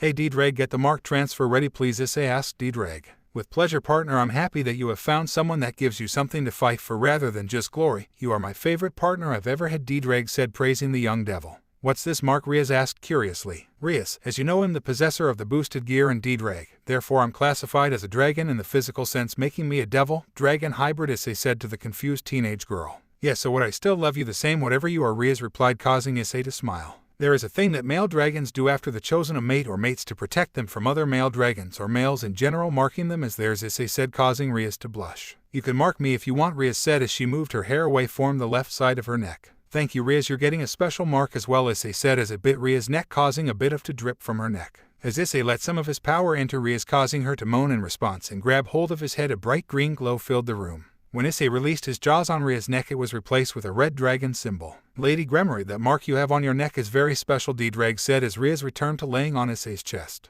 What do you mean Red Dragon Emperor? And please call me Rias, Rias said as she looked to the green circle that was in Issei's left hand. The mark that Issei just gave you is the mark of the headmate. This mark allows you to control Issei's harem if he has one and also makes you the first one to bear his child despite your devil problems, Dreg said, shocking Rias. Aren't you forgetting something, Dreg? Issei said, looking at the glow on his hand. Ah yes, the mark also gives you a high level of respect amongst other dragons and their mates as you are the mate of my current host, and it also tells other males to back off if they don't want to mess with the strongest male dragon after Great Red, Dreg said proudly. Thanks, Dreg, Rias said. You're more than welcome, During said as he drifted off to sleep. With the conversation with Dreg over, Rias and Issei fell quickly asleep, still in each other's embrace. Lemon End. The next morning. Knock, knock. The sound of knocking entered the room. The sound of knocking at the door woke the tired Rias and Issei from their peaceful slumber. Yeah, who is it? Issei groaned as the door opened. What do we have here? The voice said, causing Rias to wake up. Akino, Rias said, quickly covering herself and Issei with the sheets of the bed. I wonder what happened here, Akino said as she kept looking at Issei's body like it was a piece of while blushing as she was seeing her crush in the nude. Nothing is happening here, Rias said in her defense. Well, that's not what I heard last night. Issei FCK me harder, Akino said as she reenacted Rias. Akino, Rias said as she continued to go as red as her hair and sinking further into Issei as he began to giggle. Anyway, Rias' breakfast is ready, and remember the meeting the orc is having with the student council today, Akino said as she left through the door as she continued to laugh. Let's get ready, Issei. Thanks for last night, we must do that again, Rias said as she gave him a kiss on the lips and went to have a shower. After eating a pretty normal breakfast, Issei and the group of young devils left the house to begin their journey to school. During the walk, Akino couldn't help but tease Rias and Issei about what she saw this morning, continuing to push her closer and further onto Issei's arm. So Issei, did you enjoy Rias last night? Akino said as she licked Issei on the ear before she gave him a seductive smile, causing him to blush. Yeah, he said, unsure on how to respond as he turned as red as Rias' hair. Akino, please stop teasing him. He's got a big day, remember, and plus last time I remember Issei belonged to me, Rias said, grabbing Issei's other arm as the group arrived at the front gates of the school where they meet Kaneko and Kiba. Good morning, the two said as they bowed politely. Morning to you too, Rias said as the group began to walk deeper into the school. Walking deeper into the school, Issei and his group once again became the center of everybody's attention. Issei, who was the new kid only weeks ago, was now considered Kyo's king by all the girls in the school. Rias, Akino, and Vali were considered the three great ladies, or what they were known as Kyo's Trimarty. Tiba was the prince, knight in shining armor, Kaneko the mascot, and Asia the innocent nun. They were all classified as Kyo's resident royals, which often caused Issei to chuckle due to how close they really were to being right. Continuing to walk, Issei continued to get more death stares than he had received on his first day of school as he continued throughout the school. Rias, what is this meeting we're attending today? Issei asked as he continued to walk throughout the school hand in hand with her. Today, my love, you are going to meet the student council, Rias said as she looked at Issei while playing with the ring on her finger. Really, what time do you want Vali and I to be there? Issei said as they stopped in the middle of the corridor. Straight after school, please. I have a feeling the meeting will go for a while, she said as she kissed him on the lips. Turning around, Rias began walking to her classroom with Akino. Walking away from where they left Issei, Rias and Akino turned and began to walk up the stairs to their classroom. Continuing down the corridor on the way to their classroom, Rias turned her attention to Akino and began to speak up. Akino, are you jealous that I slept with Issei last night? Rias said without malice as she looked towards Akino, who began to look down. After a few more steps in total silence, she began to speak. Yeah, I'm sorry, Rias, I know you love him with all your heart, but I couldn't help but feel jealous. I couldn't help falling in love for him after he helped me get over my mother's death a few months after you saved me. To tell you the truth, he has been my rock since then, she replied as Rias grabbed her hand, holding it tightly. I know, Akino, but you're going to have to tell him about your parentage and who you really are. You'll have to get over this fear of being rejected by him, because you know that he would protect and care for you to the same level that he would me and now Vali. It's just the type of man he is. It's the man we fell in love with, Rias said as they arrived at their classroom. Continuing their conversation as they sat down in the seats getting prepared for the day ahead, Rias heard Akino finally open up about how she feels. I know, Rias, I'm just scared because of his views on fallen angels and after what they did to Issei's family by taking his mother away from him. I'm just scared he will reject me as some sort of monster, Akino said as she hid her face in shame. It's okay, Akino, both Issei and I will help you get through this and help you accepting who you are, Rias said, looking at her best friend. Thank you, Rias, Akino said, wiping her eyes. At about the same time that Rias and Akino were having their talk about Issei, Asia and Vali were arriving in their own classroom. Walking past the first couple of rows of tables, Issei's presences caused the normal conversations to run in the classroom. It's Issei-kun is so cute, a brown-haired girl named Miriama whispered to her best friend as Issei walked past. Yeah, I know, it's a pity that he's dating Rias-sama thought. I would totally date him, her pink-haired friend named Kate said, trying to be quite, causing Issei to stop and look toward the girls. It's nice to see you two ladies as well. You're both looking lovely today as always, Issei said, scaring the girls, causing them to blush and hide due to Issei hearing and what he said what they had to say about him. Sitting down and beginning class, Issei began to get curious about something. Waiting till after school to ask the question, Issei continued on with his day until the final bell went. Leaving the classroom, Issei, Vali, and Asia began to walk towards the old school building. While walking, Vali had to go to the bathroom, so Asia and Issei waited outside. Asia, Issei said as he looked towards the blonde bishop. Yes, she said happily. If you don't mind me asking, why were you excommunicated from the church? I won't tell anyone if you don't want me to, Issei asked, much to the shock of Asia. Well, you see, I was raised by the church, due to my parents abandoning me as a baby. After a few years I discovered that I possessed a sacred gear and was moved to another church and made into a holy maiden. Because of this, people from all over Europe came to me to get healed from their diseases such as cancer, broken bones, and other things. One day I found a man injured near the church and proceeded to heal him. Unfortunately, it turned out that the man was a devil. As a result, I was excommunicated from the church, and you know the rest. Why do you ask? Asia said, beginning to cry. Because I care for you, Asia, so it's okay to be scared, but you are safe here, Issei said as he grabbed her shoulder as Vali walked out of the bathroom. Walking into the Orc Club room, Issei was happy to see that Riaz and her peerage were all present. Sitting down on the couch, Issei happily smiled as Aquino handed him a tea. Sitting there, Issei couldn't help but think of how this meeting was going to go. Sipping on his tea, it wasn't long until there was a knock at the door. Knock, knock. Come in, Riaz said as the door began to open. Walking into the room, 8 figures filled the empty void that was once near the door. As Issei looked at the 8 figures, he couldn't help but take his eye off one member of the group in particular. However, Issei's concentration was broken when Riaz began to speak. Sona, it's good to see you again, Riaz said, looking at the female in the middle of the group. Sona was a relatively short young lady with a bob cut and wore glasses. She was relatively flat-chested, only having s slightly bigger than Kaniko's, and she wore the standards girl's uniform. Yes, it is, Riaz, Sona said as she looked at the Gremory princess. Lord Buer, congratulations on your place amongst the 72 pillars and your engagement, Sona said as she looked at Issei. Thank you, but please call me Issei. Is it okay if I call you Sona? Issei replied politely. Yes, you may, she replied, looking at Issei, who smiled. As Issei proceeded to introduce Vali to Sona and her peerage, Sona was shocked that Issei was able to beat Riser in a fight against his entire peerage with just Vali. Turning around, Sona began to introduce her peerage. The lady with rectangle glasses with long black hair is my queen, Tsubaki Shinra, Sona said as she pointed to her queen, who bowed politely. Tsubaki was a girl around the same height as Riaz. Her hair reached mid-thigh. Issei noted that she had a fairly large size of S for a Japanese girl, as Issei devised her bust size was about similar size to an average Western girl. The next person that Sona introduced was her bishop, Momo Hanakai. She was in the same year as Issei and had white hair that reached mid-back, and she'd had a reasonable size bust. Sona's other bishop, Rei Kusaka, had an appearance very similar to Momo, however she had brown hair instead of white. Continuing to introduce her peerage, Issei soon learnt Sona's knight goes by the name of Tomo Meguri, who possessed a brown-red color hair. Tsubasa Yura, Sona's rook, had blue hair, and Issei could tell she rivaled Kaniko in terms of power as a rook.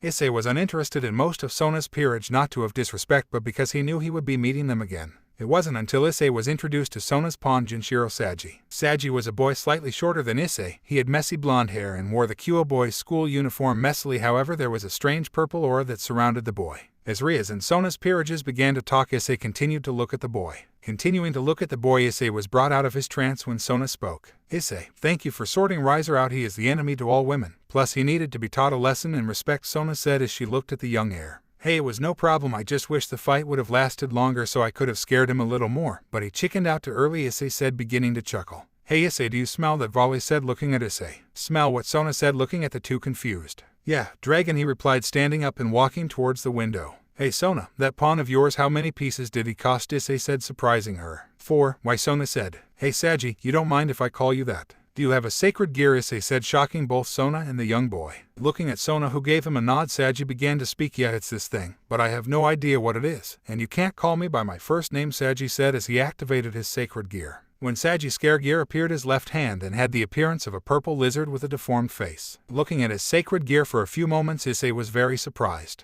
I didn't expect to see him here, Vali said, shocking Sona. That's why you smell the dragon. He must have been subconsciously marking his territory. Well, my territory, Issei said, looking at Saji. Who's him? Sona said. Well, Sona, he was definitely worth 4 pieces. I think when he masters this gear he will have the most potential in your peerage, reaching Satan class power, ever exceeding you, Sona, Issei said, shocking everyone in the room except for Vali. What do you mean? Sona said, shocked. Well, your pawn here is in the possession of a sacred gear known as Absorption Line. It has the ability to shoot out a tongue that can hold most things in the supernatural world and reduce their strength. However, it's not as powerful as Divine Dividing in its reduction of power, Issei said, shocking Sona even more. On top of that, your pawn also possesses a fraction of the Dragon King Vritra soul in his sacred gear, Vali said, continuing to shock the group. Your pawn is lucky, Ms. Citri. If the alpha male in this territory wasn't as relaxed and occupied as he is, your pawn would be dead, Vali said, causing Saji to sweat.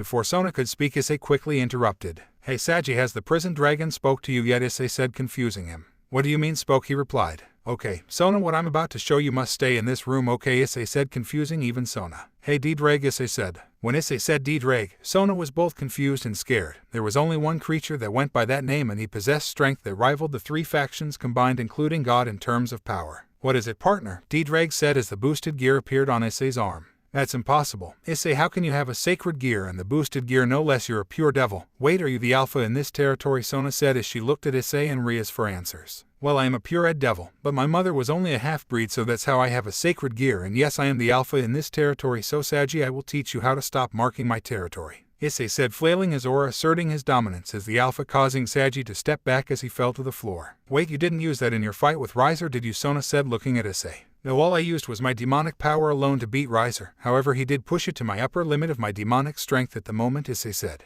Before Sona could speak, Albion made her presence known. Issei, what did you need my mate for? Albion said, further shocking Sona and her peerage. Wait, so your queen is also the White Dragon Empress as well? Sona said, ready to faint. Yes, but she's more. However, I can't tell you more. Surzich told me not to tell anyone, Issei said, looking at Sona. D-Drag, Albion, would you be able to see if Vritra is awake or all there? Issei said as the two dragons began to looking into his sacred gear. Sorry partner, it appears not, D-Drag said. Yes, however, if he had more gears he may wake up, Albion said, supporting D-Drag's answer. As Issei pondered for a while, he thought to where he may find them until he remembers something a certain someone said. Hey Volley, does your dad still have Vritra's other gears? Issei asked, looking towards his queen. I think so, but it will take at least 2 weeks for him to get them ready, Volley said, shocking the others in the room. Volley, I though you said that your family was Rias said, trying not to let Volley's past become past common knowledge. Well, the person I call dad isn't really my real father. After I met Issei, he adopted me and helped us train my sacred gear with Issei, Volley said happily. Then who is he? Sona asked, wanting an answer. Sorry Sona, we can't tell you that. Orders of Surzich, Issei said, causing Sona to ponder about all the secrecy. Well, I will trust you, however if you hurt Saji in any way I will never forgive you, Sona said, looking at Issei. There will be a cost, Issei said, shocking everyone. What is it? Sona said. I'll let you and Saji know after this meeting, Issei said with a massive grin on his face. Well, let's get on to this meeting, Rias said, moving on. As the group began to break off into their own little groups, the three queens began discussing a competition to see who the strongest queen amongst them was. Kaneko and Kiba began talking with the rest of Sona's pieces, discussing about things like school and home life. As the peerages were beginning to get along, the three kings sat down and began discussing certain events such as the Riser fight and Issei's reinstation as heir to a devil clan and how that affected the devil world. So Rias, are you still in charge of Kyo or is it under control of Issei, seeing that he is your future husband? Sona asked, looking towards Rias, who was sitting now behind her desk. I'm still in charge of Kyo, however Issei is just an extra bit of muscle for both you and I if we need it, Rias said, looking towards Issei, who nodded. That's all I wanted to know. However, seeing that it's a full moon, I'm going to see the familiar master this Thursday, Sona said, shocking Rias. Thursday? I'm already booked in for this Thursday as he has agreed to take both Issei and my peerages, Rias said, causing Sona to take off her glasses and clean them. So how do you suppose we sort this out? Sona said, looking at Rias. How about sports? Rias said, smiling. The day after the meeting between the three devil households, a tennis match was held at the Kyo tennis courts. Somehow a friendly game between the king and queen of each peerage had turned out to be a massive school event. As Issei noticed Sona and Tsubaki walk onto the courts, half the school cheered. However, Issei heard one cheer in particular. Go Sona, the voice shouted. Saji's getting very excited, isn't he? Asia said, who was sitting next to him. Yes, but I don't think it's the tennis match he's excited for, Issei said as a large grin appeared on his face. When Sona heard Saji's cheer, she couldn't help but blush. Not only was Saji the loudest, but he used her first name much to her enjoyment. This blush, however, didn't go unnoticed by a certain someone in the crowd. When Rias and Akino came out, the whole school went crazy. Cheers for the girls went from good luck to have my children, which angered Issei a bit as that was his future wife and her best friend who Issei held close to his heart that they were talking about. By the end of the tennis match, both the rackets, courts, and the fence that had trouble standing were destroyed. When the girls began, they promised not to use magic. However, the two childhood rivals could resist. In the end, it turned out to be a draw, so the two decided to play a game of dodgeball the next day. As Issei and the group of girls arrived home, Akino, Volley, and Asia continued into the kitchen and began to prepare dinner, while Issei and Rias snuck upstairs and had a bath together. Getting undressed, the Rias ordered Issei to sit on the stool while she kneeled behind him. Rias, are you okay? Issei said as Rias began to soap up her ass and wash Issei's back, causing Issei to shudder. Yeah, I'm fine, but I want to know, were you flirting with Sona today? Rias said as she looked down, continuing to wash his back. No, Rias, Sona is attractive but not on the level that you are, and plus I would never flirt with anyone else without your consent, my love, Issei said as he turned around, shocking Rias, who was still using her ass to clean him, causing him to laugh. Then what are you going to do with that favor Sona owes you? Rias said, trying to not look him in the eyes. I'm going to use it, but not as you think, Issei said as he grabbed her chin, kissing her. What are you going to use it for then? Rias asked. As Issei told Rias what he is going to use the favor for, Rias could help but smile. "You are truly a devil, my love," Rias said, looking towards Issei, who smiled back at her. "Hey Rias, do you remember when we used to do this as kids?" Issei said, shocking her. "You remember? I thought you would have forgotten," Rias said. "Why would I forget, although things have changed greatly since then," Issei said as he grabbed her right, causing her to moan and Issei to grin. "Yes, they sure have, but it's still as lovely as ever," Rias as she grabbed his dick. After an hour in the bathroom and 45 minutes of lovemaking, Issei and Rias exited the bathroom and went downstairs for dinner. When they arrived, the three girls were already sitting and eating. "Sorry we were gone for so long," Rias said, sitting next to Akino. "It's fine, but you're both on cleanup duty," Akino said as she winked at the two kings, causing Issei to smile and Rias to groan. After dinner, the three girls that prepared dinner went and had a bath, leaving Rias and Issei to clean up. When Rias and Issei finished cleaning up, they went to bed ready for the next day. The next day, when the final school bell rang at the end of the school day, the corridors and the campus filled with students trying to get home. Issei and his friends, however, were at the gym waiting for the start of the dodgeball match. As the student council walked into the gym, the game began with Issei as the referee and Volley watching the game on the bench. The rapid throwing off dodgeball soon filled the room. After 2 rounds with 1 round apiece, the game was all tied at 1 game each. Beginning the third game, due to the prize on the line, Rias and her peerage quickly eliminated all of Sona's pieces except for Sona, Saji, and Momo. Running towards the ball, Momo and Kaneko began fighting over the same ball, only for it to fall out of their hands, causing both of them being eliminated. "Momo, Kaneko out," Issei said as he raised his flag. As the two girls walked off and sat on the bench with Volley, Issei turned his attention back to the game. He was surprised when he saw Rias preparing to throw a ball straight at Sona, who wasn't looking at her. Powering it with magic, Rias threw the ball, but all Sona could do was stand there and wait for the ball to hit her. Suddenly Saji jumped in front of Sona, protecting her from the ball but getting hit in the nuts as a result. Falling to the ground in pain before he even hit the ground, Issei blew the whistle. "That's game winner, Rias," Issei said as Rias cheered and hugged Akino. Looking over to Saji, he was pleased to see that he was in Sona's arms. "Sorry Sona, I lost the game for you," Saji said as he looked up at his master. "It's okay, I'm just glad you're okay," she replied, blushing as she moved her hair over her ear. After the game, Sona, Saji, Rias, and Issei returned to the orc. "So Rias, why did you want just Saji and I here?" Sona said as she looked at her friend. "Well, we want to talk to you too," Issei said as he pulled Saji into the next room. Rias P0V. As Rias and Sona sat on the lounge and drank the tea that Rias prepared, the two began to speak. "So Rias, why am I here?" Sona said as looked at the Crimson Devil. "Tell me Sona, why did you make Saji your servant?" Rias said, shocking Sona.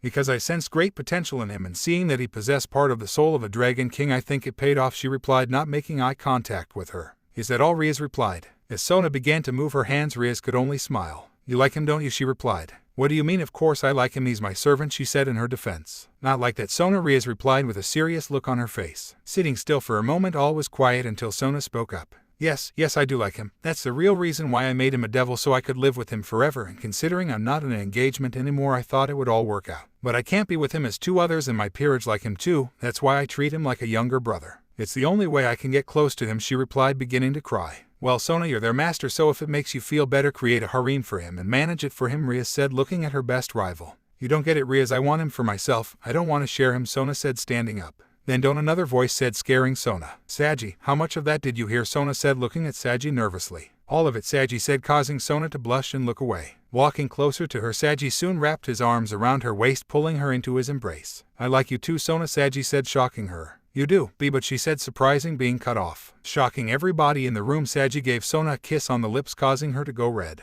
"Does that prove how much I care for you?" Saji said as Sona hugged him as she laid her head on her chest. "That was my first kiss," she said quietly to herself. As Issei and Rias sat there on the lounge watching the whole thing happy, Sona soon spoke up. "So what did you want to talk about?" Sona said as the other two giggled. "Sona, for the smartest girl in the school, you're pretty dumb when it comes to love," Rias said, holding Issei's hand. "What do you mean?" Saji said, looking at the two. "Well, over the 2 days of commotion between our groups, I noticed that you two couldn't keep your eyes off each other. Am I wrong?" Issei said, causing the two to blush. "Plus, the debt you owe me is gone," Sona, Issei said, shocking her. "What do you mean? I don't owe you. I've done nothing to pay you back," Sona said. "But you have given me another strong rival, a dragon no less, and you made Rias happy by you being happy," Issei said as the two began to walk out the door. "Oh, and Saji, if you have any trouble with the mate mark, just ring me, okay?" Issei said, causing Saji to make a lewd face and Sona to pinch him as they left the room. After Sona and Saji left, Issei could help but smile and look at Rias, who was blushing. "What up, Rias?" Issei asked. "Nothing, you just go out of your way to make people happy, don't you? That's the part of you I love the most," she said as she kissed him. As Issei and Rias began kissing, they were interrupted by the arrival of the rest of the orc. Walking into the room, the group could only look at Rias and Issei. In front of them, the orc noticed that Rias was laying on her back on the couch, with Issei grabbing her left while laying on top of her as they kissed. "What is big brother Issei doing to Rias?" Sama Asia asked curiously, begin oblivious to love. Being a pervert, Kaneko said in a monotone voice. Is it time already? Issei asked, frustrated that they were interrupted. Yes, it is, Volley and Akino said as they separated the two. As the group entered a teleportation circle, the orc clubroom soon turned into a dark forest. Beginning to walk, the group soon reached a clearing in the trees. Entering the clearing, they were greeted by a middle-aged man with a backwards-facing hat. Greetings, devils. My name is Zadaoji and I'm the familiar master's apprentice. What can I do for you? He said as he pointed towards himself. Hello, Zadaoji, it's good to see you again, Rias said happily. Ah, Lady Gremory, I see you have 3 new servants, Zadaoji said as he pointed to Issei, Volley and Asia while stroking his chin. Yes, I have got 1 new servant. I would like you to meet Asia, Rias said, pointing to the blonde bishop. It's nice to meet you, Asia said, nervously bowing. So who are the other 2, Zadaoji said, pointing to Volley and Issei. This here is Issei Buer, heir to the Buer clan and my future husband, and his queen, Rias said, happy as she wrapped her arm around Issei. My apologies, sir, the familiar master said. No, it's fine, Issei replied. So what type of familiar are you looking for? Zadaoji said, looking at the 3. I already have something in mind, but it's not here, so don't worry, Volley said, shocking everyone but Issei. You know, if you go for him, you're going to piss off a certain god, Issei said, looking at Volley. I know, she replied, grinning. A god, Akino said as they looked at Volley. Suddenly Issei was smashed into a nearby tree by a massive blue tail. Smash. Issei's body continued through 3 trees until he made a sudden stop when it crashed into a massive rock, cracking it on impact. Issei, they all screamed. When the devils turned around, they were completely terrified at what they were looking at. Even Volley was taken back a bit at the power this creature was leaking out of its body. In front of them stood a massive pale blue western dragon standing 20 meters height. D-Drag, you dare show up here with your host after you promised to create a dragon faction with me and Albion, the dragon yelled, looking at Issei. As Issei began to stand up, the dragon fired an attack of blue flames hurtling towards Issei. Leaping out of the way, Issei began to power up, firing an attack of darkness at the dragon. D-Drag, who is this? Issei asked the dragon in his left hand as he blocked an attack that the dragon shot at him. This is Tiamat, one of the 5 dragon kings and the strongest at that. D-Drag said, responding to the question. And why is she attacking us? Issei said as he dodged another attack and successfully punching the dragon in the head before kicking her in the neck, sending her back through a couple of trees. As the dragon and Issei were fighting, Rias and the others began to take cover in a trench that was carved out thanks to the battle. Albion, who is this? Volley asked as the others looked towards the dragon for guidance. That is Tiamat, the Chaos Karma dragon. She is one of the dragon kings and the strongest amongst the 5, Albion said, causing Rias to panic. Dragon King, we have to help him, she said as she began to climb out of the trench only to be pulled back by Volley. Volley, what are you doing? She yelled at Issei's queen. This is a battle between dragons, Rias, do not interfere, Albion told the young devil. Looking back towards the fight, they had noticed that all the trees in a 1 kilometer radius had been destroyed, and in the middle of it Issei and Tiamat stood with a black and blue aura surrounding them respectfully. You're pretty strong welder of D-Drag, but I've noticed that you're not using your sacred gear, Tiamat said, looking towards Issei. Yeah, I've been using my devil power this whole time, don't get me wrong, I would love to use D-Drag. However, D-Drag has always told me that dragons use their own strength before someone else's, Issei replied, causing Tiamat to smile. You're not scared of me, are you, young man? Tiamat said, looking at Issei. Not really, don't get me wrong, you are scary, but I've trained with Tannen ever since I was about 6 years old, so dragons have always been part of my life, Issei replied, shocking Tiamat. You know, Tannen, so you must be a devil, but how do you possess D-Drag then? She replied, confused. After Issei discussed his lineage, the battle commenced. Blow after blow, Issei could kept up with Tiamat, impressing the Dragon King. This continued until Tiamat was able to successfully hit Issei in the chest with her tail, sending him flying. Smashing into a tree, Issei soon slumped underneath it. Getting up, Issei noticed that Tiamat was charging at him, using what Tannen taught him in training. Issei met Tiamat's fist with his own. When the two collided, a massive seismic wave was sent out, knocking over everybody in the process. The two stayed there locked in a power struggle until a massive crack was heard. Looking towards the fight, Rias was horrified. Issei's forearm had broken at the elbow, causing a compound fracture. His shoulder was also dislocated, but the thing that shocked Rias the most was he was smiling. Why are you smiling, boy? Tiamat demanded. Look, was all Issei said before he collapsed. As Tiamat looked down, she noticed a massive crack running up her scaly forearm. He cracked my scales. The only one who's done that before was D-Drag. This kid may be the strongest red dragon emperor ever, Tiamat thought to herself as she caught the falling Issei. As Rias ran over to Issei, she and her entire peerage began to power up, all except Volley, who only laughed. She won't hurt you, Volley said, walking up to Tiamat. Why won't she hurt us? She attacked Issei, Rias said as she looked at Volley. In dragon law it states once a fight is over, the winner decides whether to kill the opponent or not, and Issei is lucky in the not category. It's a pleasure to meet you, Dragon King Tiamat, Volley said as she bowed politely. Girl, how do you know our law? Tiamat said as she looked at Volley. Because I'm this generation's white dragon empress, Volley said as she deployed her wings, shocking Tiamat.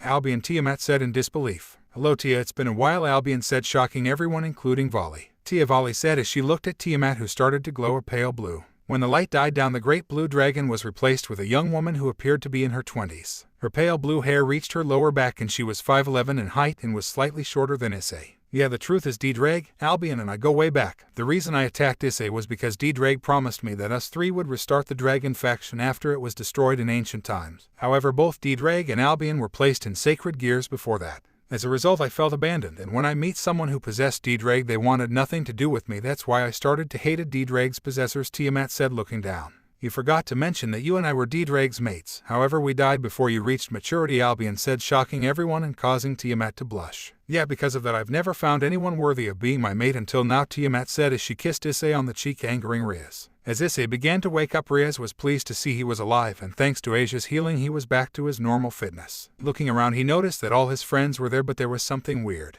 Guys, where's Tiamat and who's the pretty girl? Issei said, confused, casting Tiamat to blush. I'm right here, Tiamat said as she pointed towards herself. What, I thought you were a massive dragon, Issei said as he remembered what he said. Partner, I already told you dragons can have human forms, remember Tannins? D-Drag said, appearing on his left hand. Issei, I believe that you have the strength to allow me to become your familiar if you want me as yours, Tiamat said, shocking everyone. No, I don't want you as my familiar, Issei said, shocking everyone. Am I not good enough? Tiamat said, flaring her aura. No, you're too good to be my familiar, that's why I want you as my rook, Issei said, shocking everybody including Tiamat.